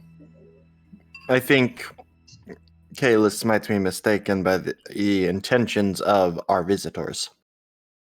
Well, let's go How check. If could they left Kalis us any be presents, mistaken? we'll know. Wait, we should make sure they did not harm. Maybe because he is old and senile? What? If we Kalis, just are go, you senile? I know you're old, but are you senile? I've seen the Nile River. Yes, That doesn't help. that was a lovely vacation. I want to go back there someday. It was nice and hot there. Cora gets up and heads out the door. let's make sure that they Are we either going left to us the present Nile? or didn't Very key our confused. goats. Sorry. The goats! The goats are in there. Maybe they went to feed the goats. They went to give the goats the presents. Okay, I'm going to check I'm the s- goats. I'm skipping to the goats. Make sure they Alright. didn't key our goats. I'm trudging. to the I door. woke up in spring. He sets off the goat alarm. Bah, bah, bah, bah. It's been going off all night, and like the person in the room right next to the bar. Jesus Christ. Oh, that's now a thing. There's I mean, you guys have a total of fucking like 15 goats and sheep in there. They would definitely be making some sort of racket. But But it's just notably, Kalis did not hear any racket. So you all make your way out to the barn after hearing Kalis's description of what happened last night. And you all catch your breath as all 15 of your animals are there, unkeyed, undisturbed, looking healthy. They all kind of turn their goat heads and sheep heads towards you as you all enter and let out a unanimous Bodza lives another day. Good to see they're not up on blocks. I'm gonna drop down on my knees and grab the closest one in the face and go, "Oh, you're so fluffy." All right, so as Valhalla cuddles and gives snuffles to the nearest sheep, you look over and you can see Which that one the is it? tarp that you had used, or the kind of like covering that you had used on the back of the cart to hide the cauldron previously, is on the floor. Which sheep am I It giving? seems cuddles that to? somebody. Cora heads to the back of the cart. You are giving your Schnuggles Poof the sheep. Perfect, thank you. That is the appropriate one to give cuddles to. Yeah, you definitely look and you can Probably see that the stuff toughest. in the cart that you had placed there and that you had remembered was placed in certain areas last night has been moved and kind of pushed to the side. Looks like somebody was, had pulled the tarp off the cart and was looking around. Something. In the cauldron. Oh, we took that upstairs. Never mind. Yeah. They're They. after our pot. Mm-hmm. It's probably about time we skip town. I would agree. On to Burn Shander. Well, All signs do Bernshinder seem to point there. is one idea, but I'm still also curious about those hill folk. So on to I Burn want to go get a Shander. mammoth. So on to Burn Shander then. I Bryn Shander, vote your mammoth. fire is getting your head. You Actually, know, I'll go back to my notes here, see what Thabo want to do. So It right might now, be- as you sit around the goat cart, you do remember that there were the rumors that you have heard and some of the things that you have kind of touched on throughout your time here in East Haven. You had heard that there is, well, through the White Lady seance that you had, you've heard that there was a devil cult that has been occupying the castle of Caer Dineval, and that the speaker of that town has not been seen for some time. You had also heard rumor that there was I think I told you this rumor. I can't remember if I did or not. Otherwise, sure, you've heard it. There's a big angry white moose terrorizing one town. Wait, Yeah. hold up. Nope, that's news to me. Oh, yeah. No, you did There's a say big it. angry white wait, moose wait, wait, terrorizing wait. one The of last towns. time we ran into a big angry moose, it was Mordenkainen. Yeah. So maybe we should look into that. This moose bite my sister. This moose. Let me look up where the fuck is. Yeah, these are all the same notes, I think, from that seance. The other one was... I mean, obviously, Oh, there's right. there's more of these Duergar threats that are near the cairn. I'll just go over to. I'll take you guys over to the map. Yeah, I don't think we should go to the heart of that problem yet. Why not? It sounded like there was... Kelvin's time- cairn. So up past. So you guys are down here in East Haven, obviously. Caer Dineval is up the lake, up the coast of the lake. Caer Koenig is farther north than Caer Dineval, and the outpost that you have marked there is close to Caer Koenig, next to Kelvin's cairn, which is basically the big tall mountain of the area.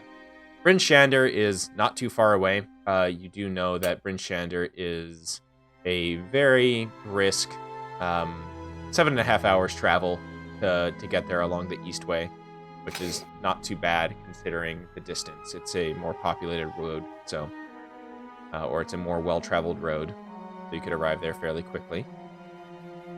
And where the hell's the other stuff that you may or may not have heard? I think what's his name? I thought Scython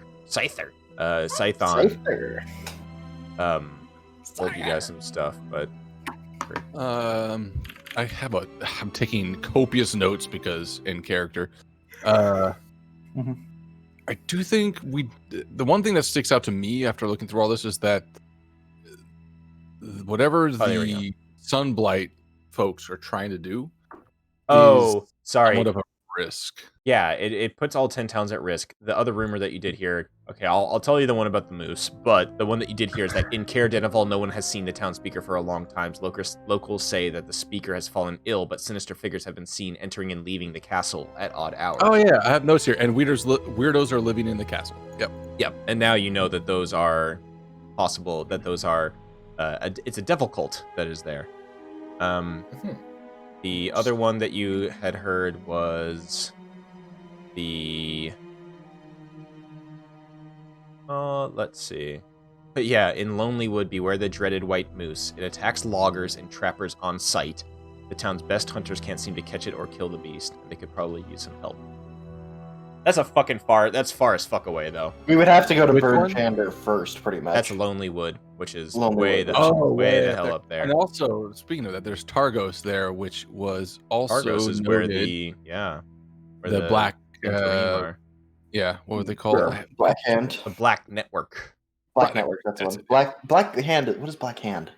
That's isn't that WoW? That's a WoW thing. Yeah, Black Hand as well. Yeah. It's weird because I don't play WoW, but I know way too much about WoW for not playing WoW. Oh no, we were talking about because we were talking about Black Hand. Yeah, but also I want to say I knew it just from Hearthstone stuff. Hearthstone does reference it too. Okay, so I would think at this point, if we're gonna have discussion of what we should do next, there's plenty of things that Thad's interested in. But if there's anything he pushes at, would be to try to follow up on the Sunblight because that's some weird, crazy shit. But it's not set on that if we want to do something. Yeah, here's the way I look at it. What we could kind of do is go Burnchander, go Targos, go Lonelywood, and then we could at that point from probably Tourmaline go to the outpost, and then from there to Caer Konig, and then back to Caer Dineval. Maybe. Which is all great plans, but first we should get a mammoth. It also feels like you're looking at a quest log and trying to maximize your efficiency. Yes, that's. Well, let's talk about what would Crix actually be most interested in here. What would the the other thing, Crix does have something that he wanted to do in East Haven that needs to be tied up still. It's been a while. I forgot. No, literally, you talked about it an hour ago. You gotta burn that dude. Oh yeah, that's right. Before we leave, I gotta burn the dude. That's I kind of just like had that tucked away as something that was already a done deal. But yeah, burn the dude and then move on, kind of a thing. Okay. But I would say what Crix is most interested in of the current open quests is probably the moose, because he thinks it will be good meat. That is fair enough. he wants to eat said moose. Yes, it's an ancient and rare creature that must taste delicious. We must devour the artifact. Okay. Does anybody else have any input? Hyroken, do you have anything that you'd? It feels like we should all do ranked choice voting on where we go next. Yeah, it's pretty open. Yeah. Also, I don't know if Porkins is actually back yet. He did. That's okay. Porkins? Oh no. He muted. Okay. What would Thad want to follow up on? Again, is probably focused on Sunblight, but easily convinced to do other things. Outpost, Caer Dineval would be the other two, and then Burnchander. Any of those. Okay. What about Valhalla? Valhana's busy petting Poof. Busy petting Poof And the goat, or Poof the sheep? Basically, Poof the sheep. But would basically defer to Kolra. So if Kolra wants the mammoth, Valhalla is going to just quietly be whispering to Kolra, like, Kolra, is that really a good idea? Yes. But are we prepared to take on a mammoth? Because did you see that last Yeah. thing? And isn't the mammoth in the middle of a bunch of other crazy things? Like, wouldn't we have to kind of... The wolf said it was enjoying squishing the people, yeah? Well, if we can convince it that it can squish more people on our side... But It are is an mammoths- animal. Are mammoths, like, inherently... So were the wolves. But the wolves were our wolves. They also The, talk. no, the other wolves, the Oh, ones the other the ones that ambushed us. Yes, but those ones were not normal. Neither are you, Crix. Well, is the I don't mammoth think that should normal? stop us from trying. But both the wolves and Crix could also talk to us. I do not know if this mammoth will be able to talk to us. And we What? don't know until we go find out. It is just true. And as soon as we find out that we are wrong, we are dead. So to save us some time, I will say that the wolves mentioned that the mammoth was also awakened, and did they? I don't Oh, remember that. shit. and was a little bit more cognizant. Like its enjoyment of stomping and squishing was not Yeah. just because it was a mammoth, but because it It, consciously yeah. liked to stomp and squish everything in its path. It wanted to squish. I want to avoid that. It also But if we the can get wolves it on our also side... the wolves also would explain, and this is me as a DM saying that this place is horseshit, and I don't want you guys to go back there. And I'm sorry, Cora, if this is any sort of railroading thing. Basically, the mammoth is guarding his dead giant's like tomb. He had a buddy who was a big frost giant who lived there. He is guarding the mammoth is guarding that tomb and refuses to leave the tomb, and will kill anybody that enters the building. And the Alright, well, and the fucking everybody- wolves and the fucking God has wolves spoken. the fucking wolves love to trick people to go and rescue the Dugan's whole inbred kids because they like watching the mammoth kill parties that go there. all These checks wolves out. are Loki. Yeah, literally, like, sidebar, every DM who's run this campaign has replaced that quest. For the most part. Sorry, I had to take the dog out. Not Okay. me. I made it tougher. You made it tougher, you ass? Jesus Christ. Well, you are what you eat, so it makes you nothing because you didn't run it. Ha! Fucking God. I'm giving you a chance to redeem yourself in the eyes of... The eyes of No, that quest, fuck that quest. That quest sucks. in the In the words of eyes Monty of someone. Python, fuck that place. It's silly. I don't want to go there. I think that's just so silly. Wait, which quest sucks? No, I'm just The explaining that the mammoth, or sorry, the mammoth that Kolra seems to be so obsessed with it's like you started in the town that's the most a sentient mammoth. it's a sentient mammoth, and also Oh, y'all started in a no. town that is like probably one of the most fun towns to start in because you want to leave there as quickly as possible. So it's a really good starting town to just like get going, get the fuck out of there. However, the task associated with that town has been unanimously the worst task or the worst quest for starting players and for most players in this game, where you will most undoubtedly encounter an awakened mammoth who just wants to stompy squash on you. Ooh, I yeah. just require a large animal that is capable of pulling, hypothetically, a ship-size object. I actually think that'd be like bigger than a mammoth. I'm not gonna lie. You know, Also, a the good physics start- of pulling a rigid body across a frozen tundra is not. There's a lot more straightforward. physics that there's a lot more that we gotta work. Also, might be worth noting that a moose could possibly help with that. because Yeah, but Crix wants to kill it. That doesn't help anything. he wants to eat said moose. Okay, Yeah. So I mean, here's the Wait, thing. How does a moose versus a mammoth help? Like, I don't I think guess you realize how it's- fucking he's strong racist. meese are. a bit. No, they're not No, strong enough to. you They're shut not your strong enough to fucking pull an entire. compared to No, a mammoth? but let's say we had, 8, maybe 9 meese. Shut your goddamn mouth. Okay, well, Mr. Hyrokin, now that you're back, what would we're talking, we're break, basically please. discussing where the next destination would be as you wake up in the morning. They quickly catch you up. It looks like somebody has rummaged through the cart The goats and sheep are unharmed, but somebody definitely inspected and looked through the wagon that you guys have. Would there be anything that Hyrokin would like to go and visit next or follow up on in terms of the things that you've heard or are interested in? I think Hiroka would be interested in learning more about the tribes. Okay. That is definitely something that you can do, and most of the towns will have like random tribes folk in them.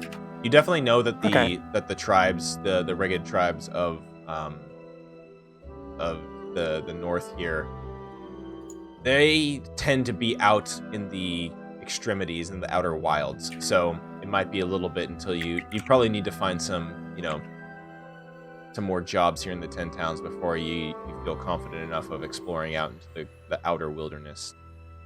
Okay, and probably like an actual means of transport rather than just schlepping with goat train. Yeah. Oh, it's almost like I was trying to figure out a way to make that work. And a much more Get out with your reasonable ideas. You still Look, we'd forget. either have transport or be dead. Either way, it's a win-win. What about an airship? Wait a minute. Could call it the Head Zeppelin even. Not again. Short-lived. All right, so Head would Kalis have any input on this as well, other than just wanting to find warm places? Anything that they would be curious I about? defer to the more well-traveled of the party. It does seem like we're kind of split between two major next steps, which would be either Bryn Shander or Caer Dineval. Am I the Because- deciding factor? Oh, goody. Because I think anything outside into the wilderness sounds like it might be a little bit. Okay, more so I personal. think we should probably pick the opposite of whatever Kalis says.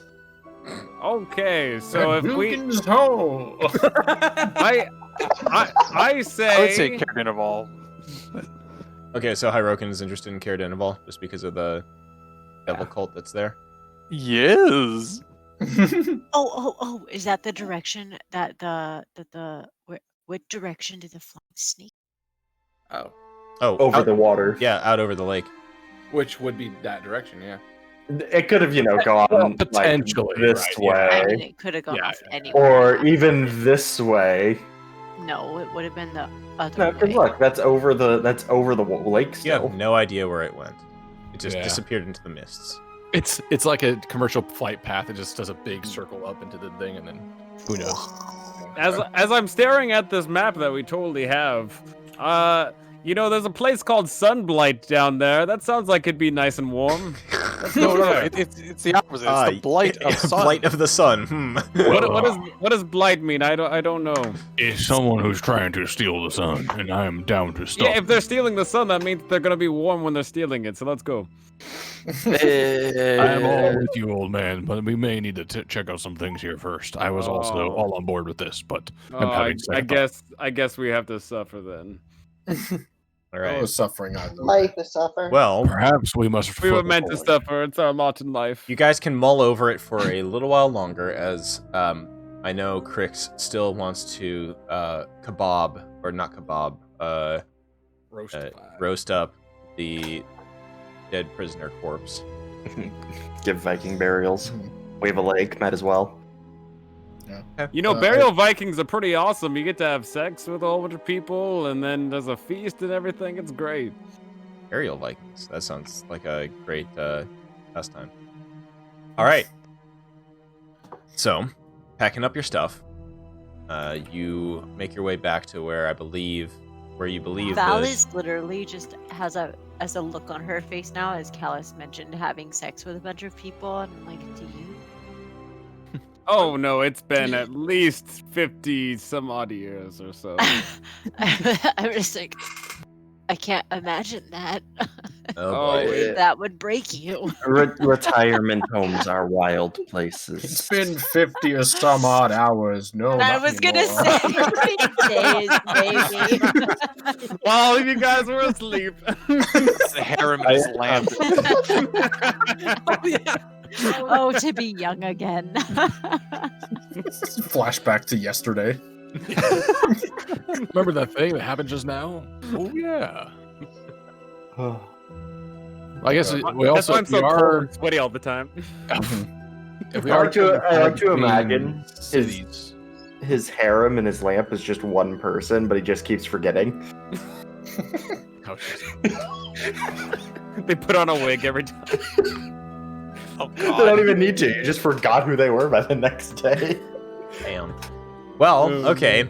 We'll continue onward here as you remember, as Crix remembers that he wants to go and cremate a corpse. Mhm. Pack up all your stuff, mulling over where your next destination will be, and you head back to the town square to go and ask about where that body was taken. Get back to the town square. It's no longer like there. It's been moved. You see one of the town guards wave them down, and they tell you that it is out back beyond the town hall. It's been kept in a shed out back, and they'll lead you back there to go check it out. Insight check. Are they, taking me to a shakedown? It's a town guard. Are you Yeah, really but this that is suspicious? It's the thieves. The thief town, You Just- haven't been suspicious yet about the guards. I'm Yeah. always suspicious. I'm just gonna say no. You don't roll an insight check because there's they literally are just telling you they're gonna take you around up behind the Mhm. literally is a place. Take me back in the alley where all his friends are waiting. I'll follow. I didn't say walk that would back to stop the me. I shed. just wanted to know. You walk back to the shed, and in the dim morning twilight, the sun is actually not even come up above the spine of the world yet. Still that kind of like weird, eerie midnight sun. Not midnight sun, the opposite of midnight sun. I always use that term. It's the weird, eerie, like inky, kind of sunsetty blackness outside. It's the noon moon. Always like that word. Cora would have stopped Lahana and kept the two in front, knowing what Crix was going to do. Yeah. In front of the building, not going with the group. Got it. So as they lead you around the back, he grabs a torch from like a wall sconce that's just outside the front of the town hall. Leads you around to the side. There you see just kind of a rickety shed with a little bit of low light coming out from inside of it. And he turns and he just says, yeah, corpse is in here. Looked and we just concluded that looks like the poor guy just froze to death. Well, hopefully he has a warmer afterlife. And with that, I'll burn the boy. Okay, so you walk in to do that, and the tribal, or the townsfolk, the town guard walks in as well. As you enter the building, you see the corpse lying on basically what looks to be a low bench type of thing, facing upwards in the same kind of rigor mortis thing. As you enter the room, suddenly, though, the eyes and mouth suddenly snap open. Whoa. And Oh. a bright light fills the entire room as light streams from his eye sockets and his gaping open mouth. I, With a as a crack. reaction to that, would light up the lantern. Okay? Sick. Lantern glows. You light the lantern in here. Yeah. He's like a living ray of light. You watch as the head Wait. snaps to its side. You hear the crack of the neck as this what was a dead corpse, frozen corpse, now stares at you with a piercing cold light blasting from its Okay. face. So I assume that the lantern did not glow green. Nope. I'm also going Okay. to assume that that's not normal. I'll look over to the guards. Do frozen people usually do this? He is terrified, and he is sprinting out of the room. I am. going Is to there a trail of liquid behind him? No, there is not. It's Yellow ice crystals. the snow melting off his boot, I'm sure of it. Yes. Of course. A quick moment as I bring you over to. Ooh, to a place. Ooh, yeah, I forgot this thing. Stuff. Oh yeah. All right. Butter. Well, let's. Who else followed Crix to the shed? I'd have gone with them. I think it was just Valhalla and Cora that stayed outside, yeah. Because I know that Yeah, well, Kalis we have been wouldn't at the- stay out in the cold. When we have been in the front, Gotcha. so like. Valhalla, have what is seen- your potion that you've made overnight? Ooh, let me roll it. You don't roll that one, you choose it, right? Oh, yeah, totally. I choose that one. That I rolled. Pikachu. Let's see. Where is it? Experimental elixir. No, I roll. Oh, this is a pretty cool map. I roll a Huh. D. Hey, is that Gibraltar? 6.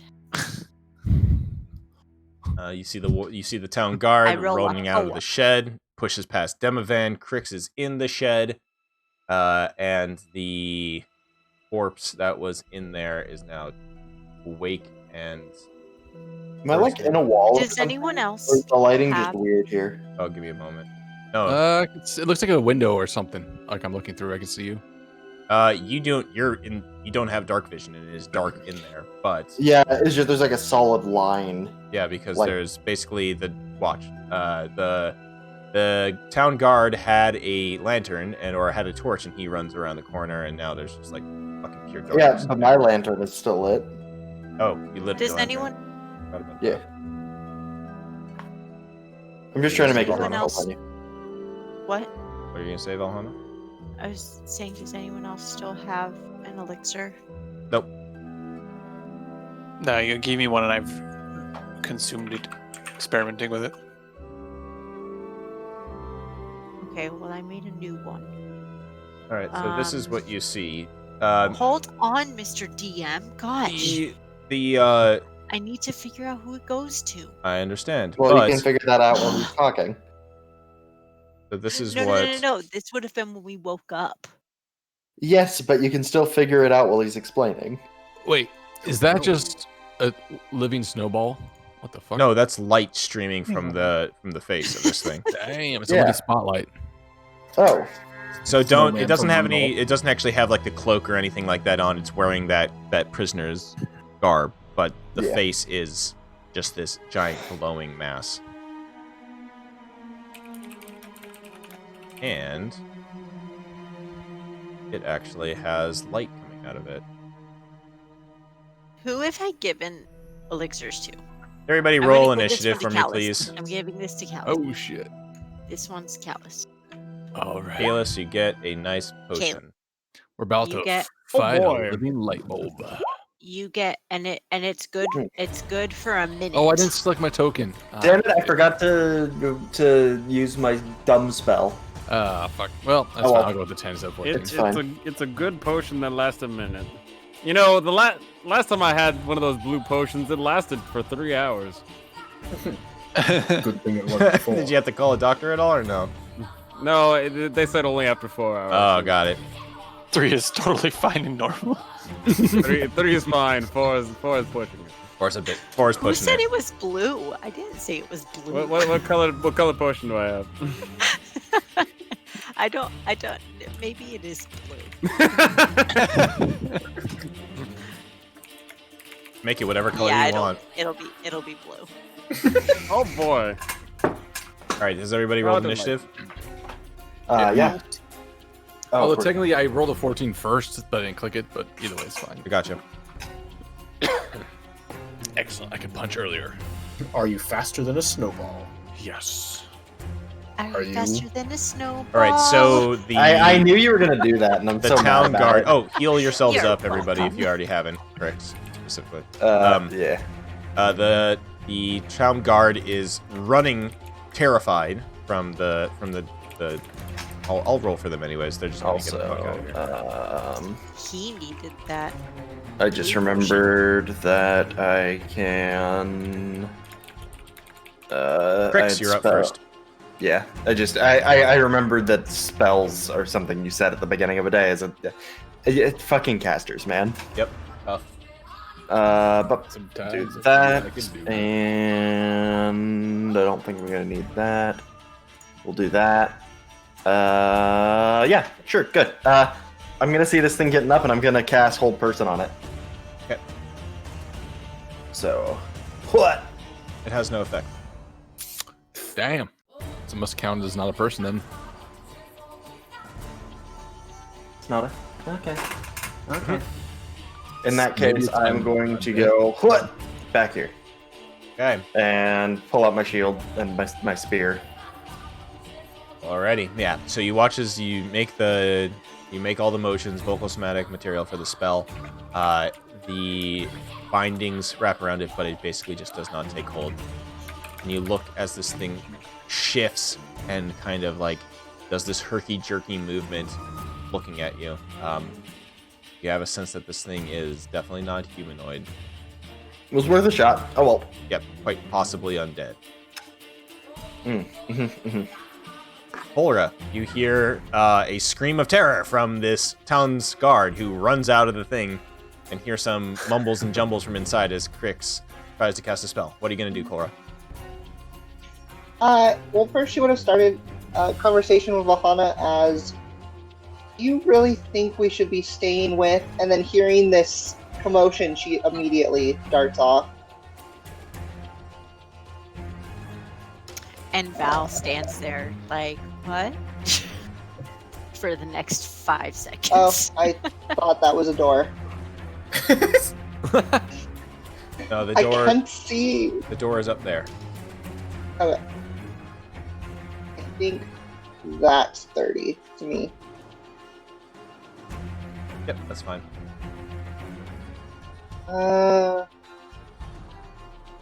Would I have line of sight on this thing, or probably not? You would, yes, from that distance. It's through the door, but yeah, you see this thing. All of a sudden, there's just like it's basically like you no longer can see the face of this thing. There's just a blinding bright light like streaming from his face. Oh, well, that's not good. I'm gonna activate my cloak and then throw a feather at it. Okay. Throws a feather. Oh my, that thing is absolutely disgusting. Kill it, ooh, it's gross. The voice in your head wakes up. All right, feather hits it. Swoop. Thuds into it. It's not wearing much armor. All right.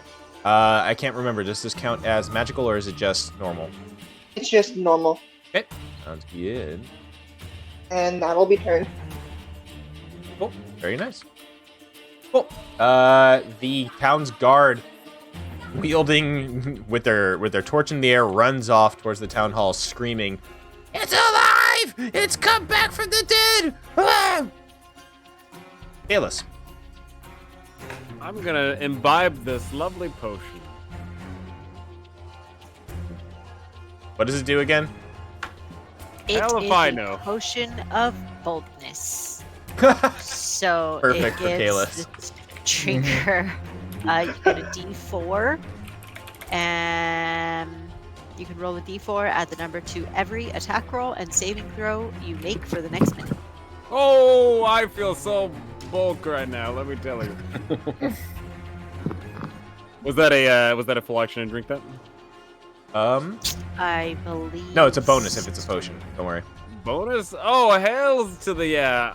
With imbibing this and feeling the bulkiness, I'm gonna go ahead and lance out a scorching ray against this terrible thing. Yeah. All right. Jesus Does the Christ. D4 make a difference for the 8? What does the D4 get to? Every attack roll. Every And attack roll saving gets to throw. roll a D4. Go ahead and roll 3 D4s for me. Oh snap! Make them big. That makes the last one hit. Oh gosh. Okay. Oh, this is So bad. it's 13. All right, so 18 AC. Mark that they down. fly You over scouted out info for Demavan's us. head, and 2 of them thud against the back wall as this thing jerks its head to look at Kalis, and the last one hits him right in the chest. Hits this strange thing right in the chest, and it staggers backwards, taking the Got nice him! It's chunk of over, damage. guys. Back it up. Back it up. Time to go home. Back that ass up. All right, Thad. Go ahead, your turn. All right, yeah, I'm gonna go ahead and 5, 10. I can see from here. Is this? I can fit through this window Yeah, you door can pass thing. through there. I see it. I'll run up to it. My God, you're bright. And then I'm going to bonus action. No, we won't do it yet. I'll start with my attack action. Just punch him.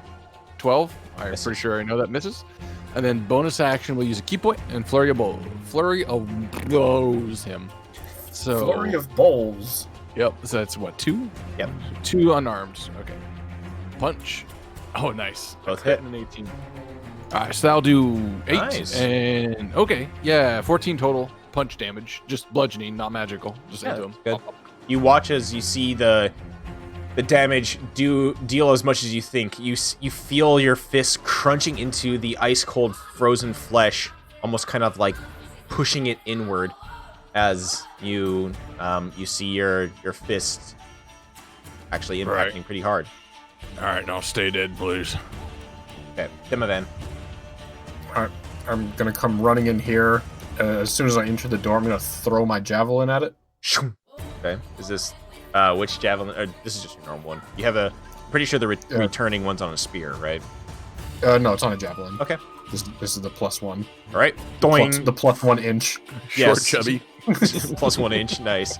Alright, It thuds into the wall behind the thing. Alright, and then I'll just run up, shield out next to Thad. Okay, Hirokin. I'm gonna run in here as well. Everybody's just it's a fucking. It's a I'm just snowball! gonna knock that here and then just give it a couple bonks. I'm not gonna. I'm not gonna rage on this. So 17 will hit. You have 2 attacks at this point? I can't remember. wait, will it be 3? No, I don't. So just 6. Okay. 6 piercing. The war pick pierces into its upper shoulder, like right above the clavicle.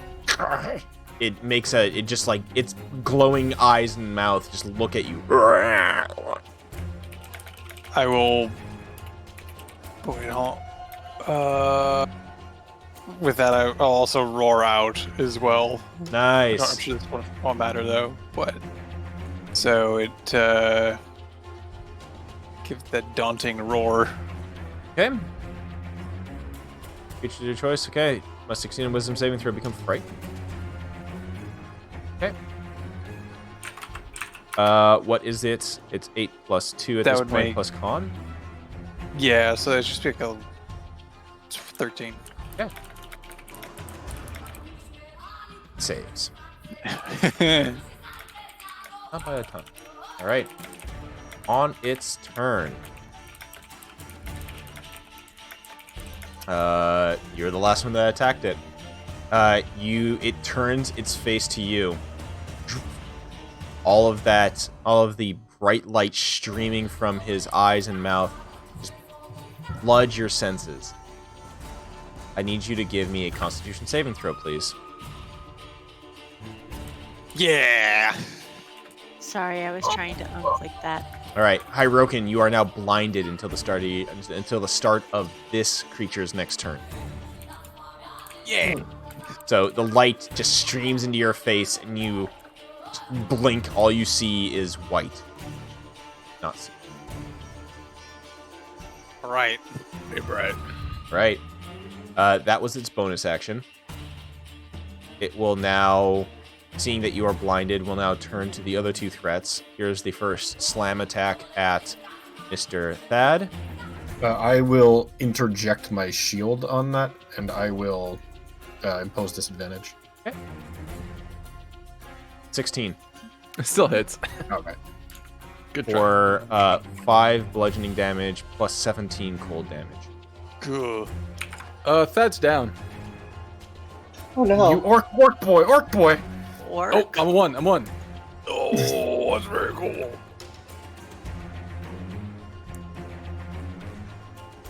Okay, Jeez, that's a high roll.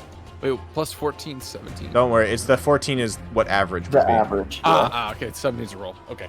Yeah, that was just enough to take me all the way down in one hit. Dang. So Thad's like, oh, God, I need more medicine. And gets back up on his knee. looking ragged and frozen. Okay. It then turns to Demavand. Attack on you at normal, I would assume. Yeah. Okay, an 8. Come on, Thad. It's no big deal. So it stares at you. Its head turns towards Demavand. Another arm comes flying down this frigid, frostbitten arm.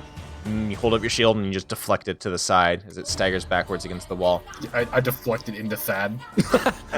Valhalla, what are you gonna do? Hearing all this commotion, let's see. I am going to. Is this yeah, 30 feet. Okay.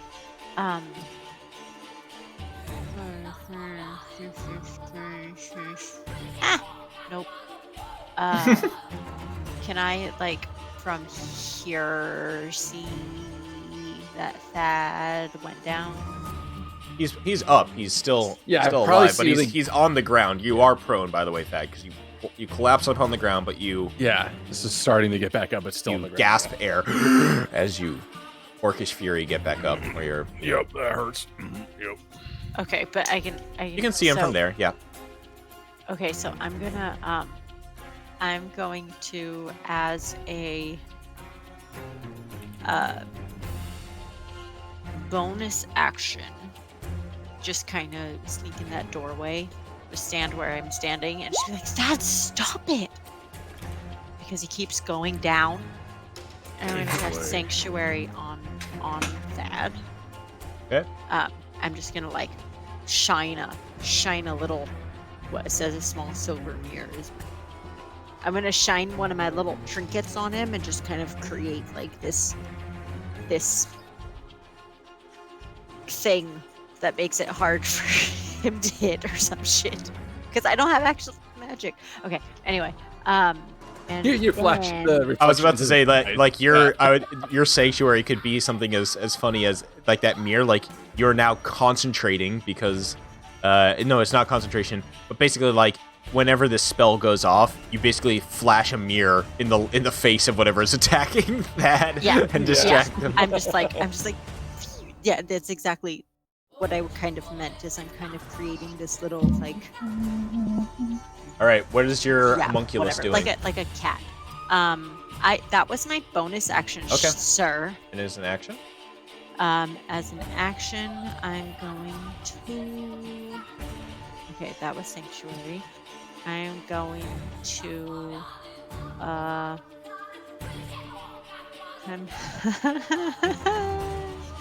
How tough does this thing look?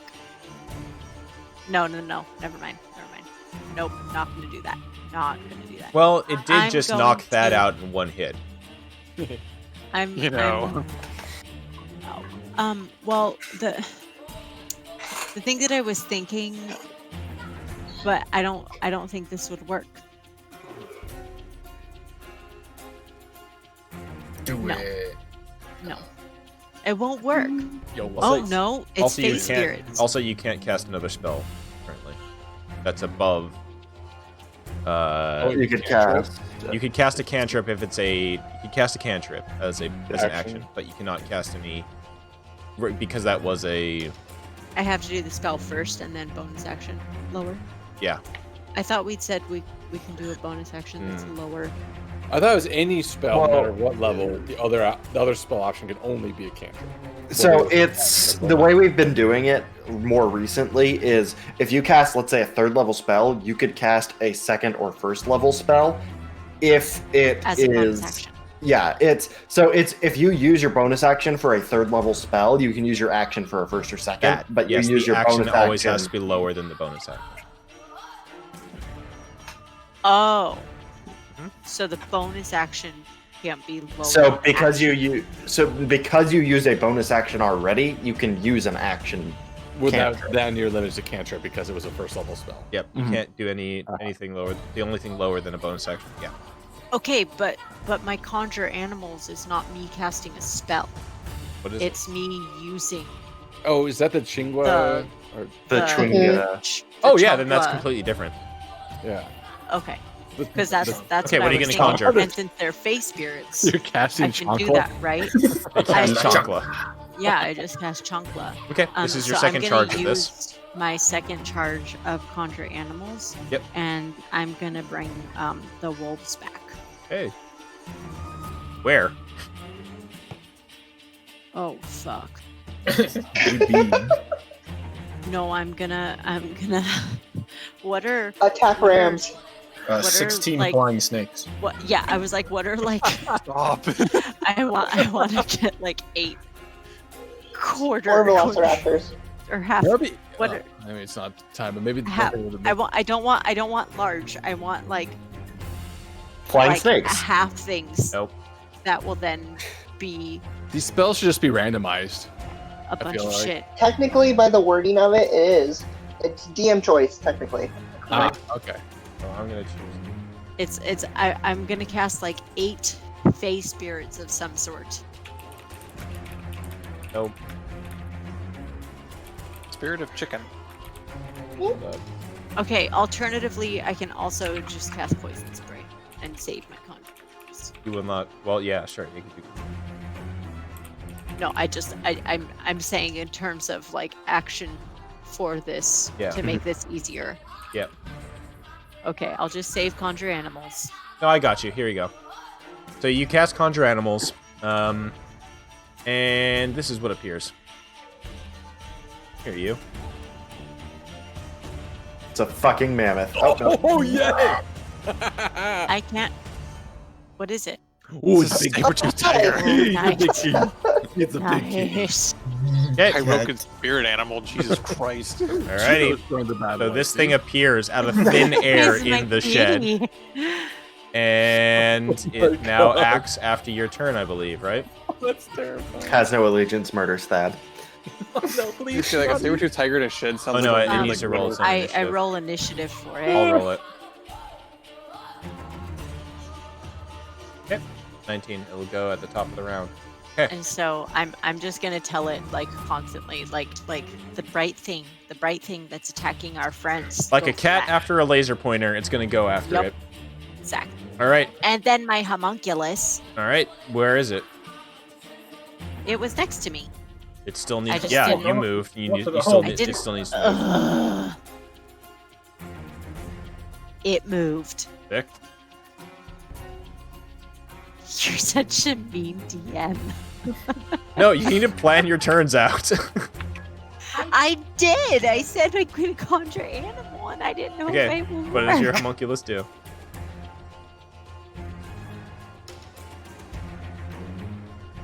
That hits.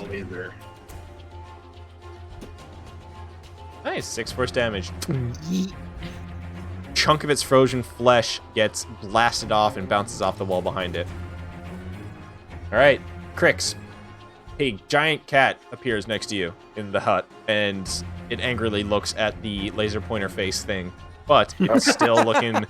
The laser pointer face thing still looking healthy after this full round Okay. of If it's blasts still and looking stuff. healthy. God blast him. I am going to.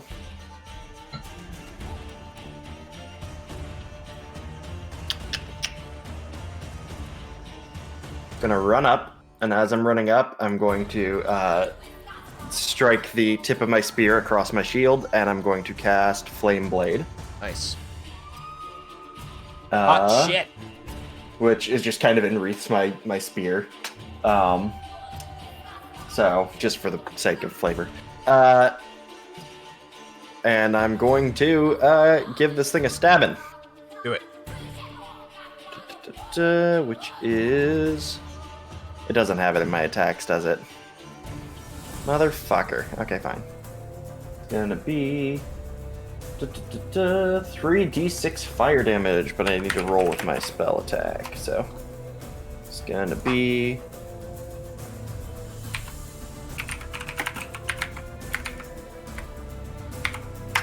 A 23 to hit. Wow, definitely hits. For 9 fire damage.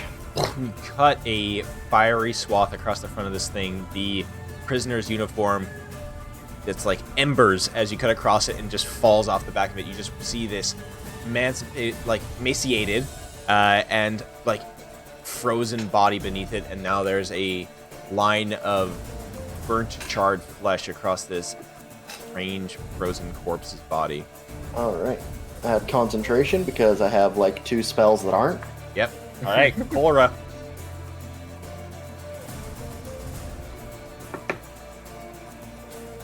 I think all I got. Cholera is definitely not going to get in the middle of the 3 burly dudes surrounding this flashlight. So she's going to throw another feather. Wait, 3? Who are you leaving out of this? What? There's 4 of us cat. over here. I want you to know I have a very limited vision within this Okay. box. Fair enough. Crix isn't exactly burly. He is fucking stacked, thank you very much. He's short, Feather. but he's feisty. All right, that will nail it. Another steeled feather buzz into the chest, the newly exposed chest of this frail, strange-looking corpse with a flashlight for a face. Takes 4 piercing damage. Okay.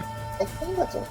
All right, the other warrior, the tribal warrior, aka town guard, is out of there. Kalis, emboldened.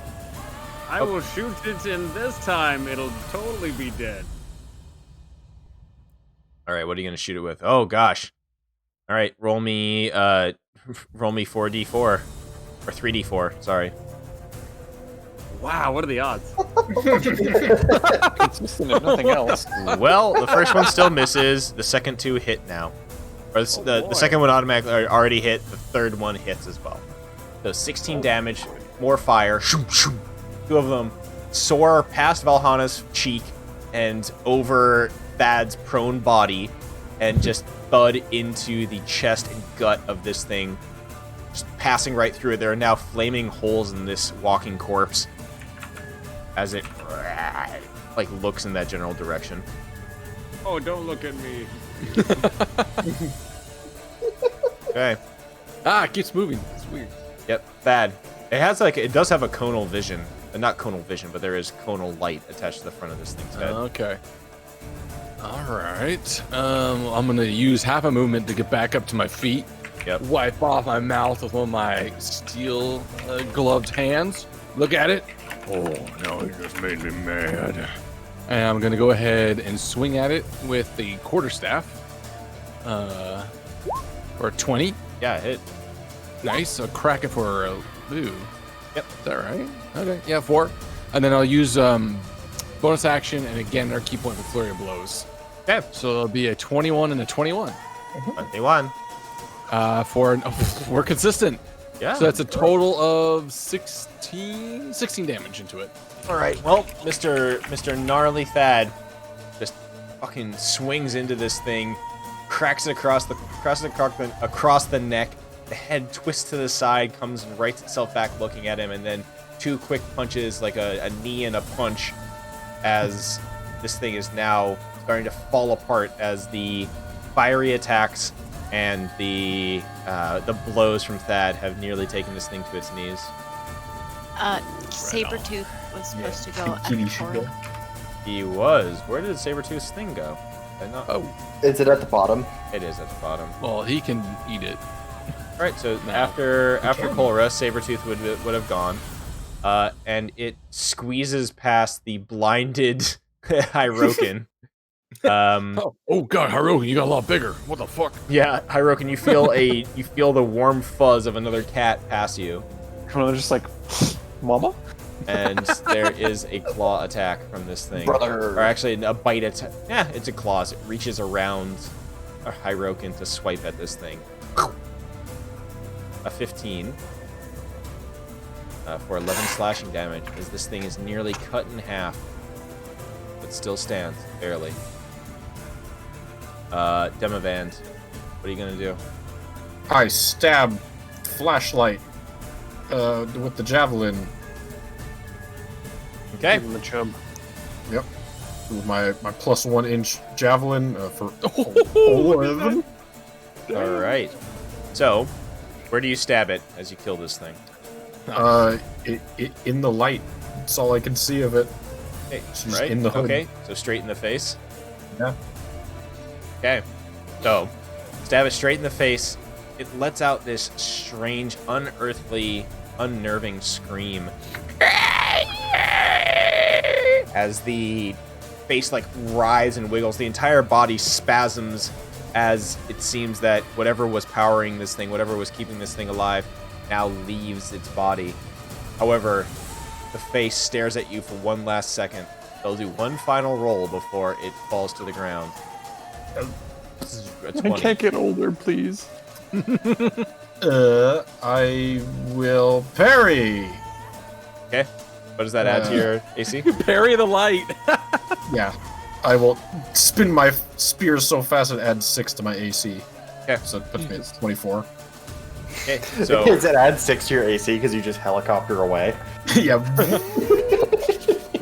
so you parry the attack that would have done 25 cold damage directly to you.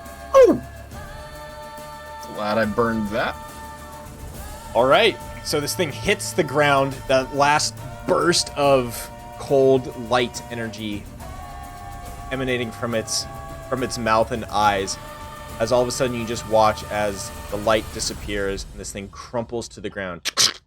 Its legs, its cold, frozen legs and arms and extremities snapping as it falls into a pile on this bench.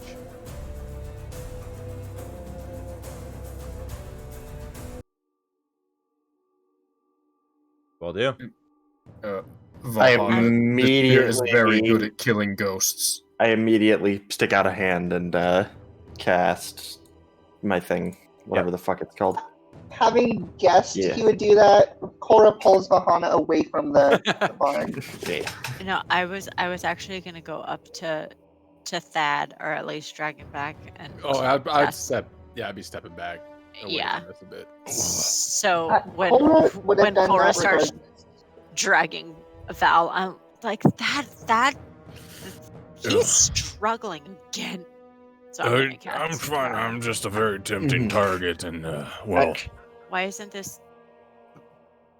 It may or may not be posting.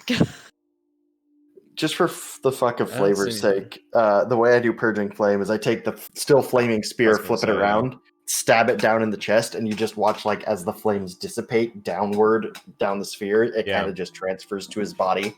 Yeah, and you watch like Ooh, nice. flame licking and igniting like gasoline. Flame transfers to the body, finds the whatever dry flesh was contained within this frozen husk of a corpse, and it just goes and just immediately engulfs the thing as it just Must kind of smell lovely. yeah, and it shrivels. And Hirokin, you blink after having been blinded by like a flash camera the last round. You blink and then you fall back and almost stumble over a large saber-toothed tiger that has appeared in the corner. oh, a big kitty. Oh, where the fuck? Toothy, Toothy, come! You're way too old for this shit. You hear the cracking and creaking of the door frame as it squeezes its way out. Cats can fit through everywhere. Yeah, the cats are liquid. Sorry, it would have just squeezed through. I'm gonna be petting it. So yeah, the corpse burns up, almost burning quicker than than you've ever seen a corpse burn before, Crix. Oh, that's interesting. Like there was basically nothing to it. It's like burning a paper mache effigy. Wonder what that means. What was this thing? And just so you all can see it, this is not the outfit that this thing was wearing. It was wearing whatever that prisoner's clothing was. However, this is the image of a cold light walker. It's literally a spotlight, yeah, Oh, that's really cool. for a face. It's just So mobile Batman summoners. It's a perfect laser pointer for a big kitty. Yeah, actually. And it got to catch the light. That's a really cool artwork. I actually like that. Uh, It's really cool. Perhaps we should ask someone in town if they know about these light-faced weirdos. So you hear actually more footfalls as the town guard comes back with 4 other town guard. And they arrive, And one of them is just like, "Is it still alive? We've come and brought in reinforcements." We took care of it. Do not What the worry. fuck is that cat? That She's is fine, a stop it. very large pussy. I am a Lionel, not. Oh, you mean? This is Toothy. He's very friendly when I want him to be. A menagerie keeps expanding. Oh shit, where's Masco this whole time? You just see a little thumbs up come out from like your fucking mane of hair. Alright, we're good. Masco is the equivalent of Sprinkles the weasel. Yeah. Somehow, Just magically somehow survives avoid- everything. Yeah. Thad gets absolutely pummeled, but Masco is just like, At yes, least- well. At least it's a spirit, so it's a little bit more understandable. Yeah. You can go invisible and hide in other areas. It's fine. So, the guards like peek in the room and just kind of see little Wait, like Thad, you got the 9 healing, right? Yeah, he did. Yeah, I got that. That's Okay. I would have thanked you for that. So yeah, I really I kind of skipped over our defensive classes in monk school. I should work on that. Yeah. his this defensive is- classes were just getting punched in the face over and over again, just Yep. taking blows. It'll pay I, off. I was not quite clear on what we were supposed to be doing, so yeah, that's kind of what it turned out to be. He's that guy from Kung Fury who's like, oh yeah, we trained him wrong on purpose. Trained him wrong on purpose as a joke. I'm bleeding, making me the victor. So the town guard come in and like look around the room. All they see is just a pile of ash next to Crix. Is it killed? What was that? We had only. That was. I didn't think they were real. I didn't think that they would come this close to town. We've only heard stories of them. What have you heard? This is all I new mean, to us. they. These are. That was a cold light walker. It's one of something that. Oh God, Oral. They're her spawn. Anything that's killed out in the winter wastelands by her, she casts some sort of strange curse on it. Comes back like that. It's the Interesting. embodiment This of is her Game wrath. Thrones. It's Game of Thrones.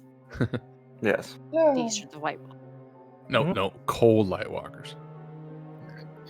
I think you're referring to Thame of Groans. Yes. Yeah, Right. I mean, season 8 was, so you know. yeah, famously groaned. Anyway, But so is this something that's been happening forever, or is this like a more recent development? It seems like this place would be overrun if every single person who died in the waste was turned into one of these. well, the town guards look to you, Hyrokin, the one that like ran away and brought them all back. Seems kind of like they're in charge. Usually we only hear tales of these things because they are far out in the wastes. Anything this close to Far town, out. anything this close to town, this is unusual. But To somebody be brought this thing fair, back. yeah. We should have known when we saw the condition that this corpse was in that there was a possibility that it could be a walker. Is it also possible that the person who brought it back did it on purpose? We will find them and question them, but it's. I feel that they only meant good, or they only meant well by trying to bring back a. I found a corpse. No, wait. If you would like, I could join you for the interrogation and light a fire under their ass. No, it's okay. It's fine. We'll find them Yeah, and he- talk to them. But He means you that dealt literally. with it, and we're grateful again for all you've done for East Haven. Can I? I'm gonna tell them about the snake. There was a snake. There was a flying snake out when. The when- Valhalla? It's not important. But there was. But Valhalla? there There was, was it a was flying. flying snake, though. It's true. But right? it's not Too. it's not important. I still don't understand Excuse me, how a red snake can lizard man. fly. The Why was town it guard. Say what's important. The town guard It's- looks to you, Valhalla, and says, "Flying a snake. I mean, Do not worry about it. Well, no. When someone Valhalla. was bringing these guys in. Valhalla. When someone was bringing, hey, I'm talking. Valhalla. I know that I You get- usually just bend over backwards for you guys, but I am talking right now. Phrasing. Well, stop. All of a sudden, Val gets like super like, humph. Yes. Cora would step up to Crix and get in his face. Why do you want her to stop? I lean in and I whisper, we do not know who we can trust. They seem really freaked out about the fact that there's a light face walker here, and Like that stopped the rest of us from spilling information so far. yeah, and I'm just gonna let them know something suspicious might be happening. Okay, so there was someone who brought this body back, Okay, Valhalla, we can discuss this later, all right? I mean, and while that was happening, We can discuss this later. I want to hear about the snake. no, I'm letting the people who might be able to do something about it know, because I have no idea where the hell this went. So I just there leave. was a Throw my cart hands coming up in and walk with, away. Yeah, with or- light face coming out, and a snake flew out of that tower Chimney. Snake flew and out of went the somewhere. town hall? Is that what you're saying? indeed. Yes. Strange. Messenger snake. Snakes. I've not heard of, and we have not seen these snakes in town. It's a Do snakes live strange here? thing, but I'll tell the captain, and we'll look out for them. No, wait, but flying snakes. They are the messengers of the Zentarim. We've been trying to root them out from our 10 towns. They've been trying to make some sort of ingress in here. They're Ooh, I'll inside check the guards. Yeah, I was gonna Yeah, say, I want take a to look as well. around. I think I'm Or- pretty or- trusting of them, but I'll just go ahead. Yeah. I want to, because I'm just like, do you know more than you're letting on? okay. So Demovan, this information, Thad, you can see that they are actually like curious. Demovan, the Mhm. information that they are actually, what am I trying to say? Like they all seem genuinely interested. Yeah, no, like this is news to, like, this is interesting news to them. This seems like there is actually legitimately an active investigation into trying to figure out where the Zentarim are trying to incur into the town. Okay, well, I'm going to reiterate. It came straight from the tower, and it happened while they were bringing this body in. So whoever brought it in might also be trying to, because no one else saw it. I was the only one who saw it because I happened to be looking up in the sky. It is possible that was just circumstance, but Yeah, the But I town's agree. guard are Connection like the town's guard everywhere. basically step forward and is the one who seems to be in charge here and says, "That's very good information. But I don't know if that craftsman who brought in that corpse could be connected to a flying snake that you said was flying out of the town hall. I'll go and contact the captain, Arlagath, and see if she knows anything about this. But this is very good information. Thank you. Not only did you decimate this cold light walker that made its way in here, but we are trying to root out the rumors, or trying to figure out if there are any Zentarim influencers in this town." Oh, Thad perks up thinking from it, looks over to the guards. wait, maybe you're already on top of this, but do not mention Hang used to that speaker follower. or his record keeper. They may be in on it. They look to you and say, "We'll take all precautions and all advice into account. If you think that the record keeper, if you think that Prudence may be involved, we can question her." Do keep it on Is the. that- Try to keep. Down Yeah. This Yeah, is is that the best idea? We'll defer to the captain for any sort of questioning and investigation. But once again, we thank you. You've all done a great service to East Haven, and you're welcome back here whenever you find yourselves in town. I'm sure we'll be back. The cat much is going sniffing on. around, the giant cat's sniffing around the outside, looks and kind of like paws and follows after Crix for a moment. I'm gonna tell the cat, go check on Crix, because I want to make sure he's not mad at me, because I don't want him to be mad at me. I just wanted to tell him what was going on. So can you give him a lick for me?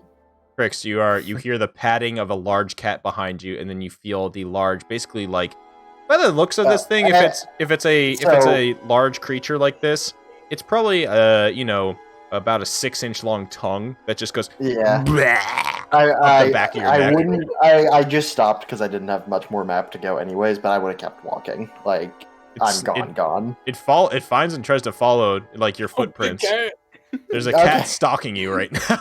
Yeah. It probably finds me like 45 minutes later, like on the outskirts of town I was somewhere, gonna just say, like it probably is a lot like.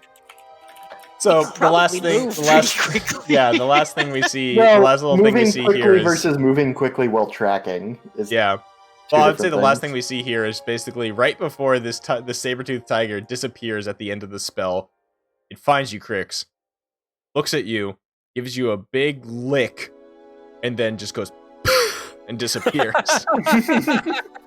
And And you then it's know just a that lick big- was from me. Yeah, it was a big, deep sigh from sensory guards. yes. All right. So we'll pick up on this next time as we end for the evening. The Cold Light Walker has been eviscerated in the early morning here. The town guard has is grateful for your help, and everybody, I would like in between now and the next time that we meet, try to figure out what town you'd like to head off to. Yeah. We definitely kind of. It seems like it is. Well, it does seem go like for it's a that. split between Bryn Shander, the large kind of like bustling metropolis in quotes of the Mhm. far north, and Cara Dinaval, the quiet, strangely occupied by a possible devil cult town of the lake. Yep, both sound fantastic. That's a tough call. Yeah. So next destinations, we'll figure out where you guys are heading to. My vote is obviously still on the big loop. Big Loop. I need Loop. Loops, brother. Loop. All right, so Right, y'all can discuss decided that. I'll end. Okay. I'm going to be ending the stream for now. Thank you all for a solid session, and Mhm. we'll be catching more Rime next time. Excellent. Goodbye. Peace out, everyone. So that's a great meme. All right, thank you everybody for hanging out. Thank you for that follow. Who was it that followed? But thank you for that follow. Welcome to the Scuzz Squad. I do appreciate that. We'll be back with more D&D on Gastroy's channel Thursday. But I have been your GM Scuzz Nugget. Tonight we've had multiple people coming through here and playing. We've had Valhana, played by my wife, Ruby Gecko. That's her. She's right there. Payless, played by CW3, aka Trevor, aka No Fun Allowed. Go look him up on YouTube. He's got some great D&D videos. He's famous. He is famous. Cora, played by Miss Neon Pulse. Thad Crunk Knuckle, played by Chuckle Smash. Pyrokin, the aging kitty cat, played by Porkins, and Demavand, played by Waboot. We've had a wonderful night here in the cold north. If you want to see this VOD or videos, it'll be up on my YouTube channel. Go look up Scuzz Nugget. You'll find it there. Oh yeah, and Crix, played by Gastroy. Forgot. Sorry, he was off the map. He was off getting licked by a giant cat. All right. Much love. Good night, everybody. Have a wonderful rest of your evening. We're out of here.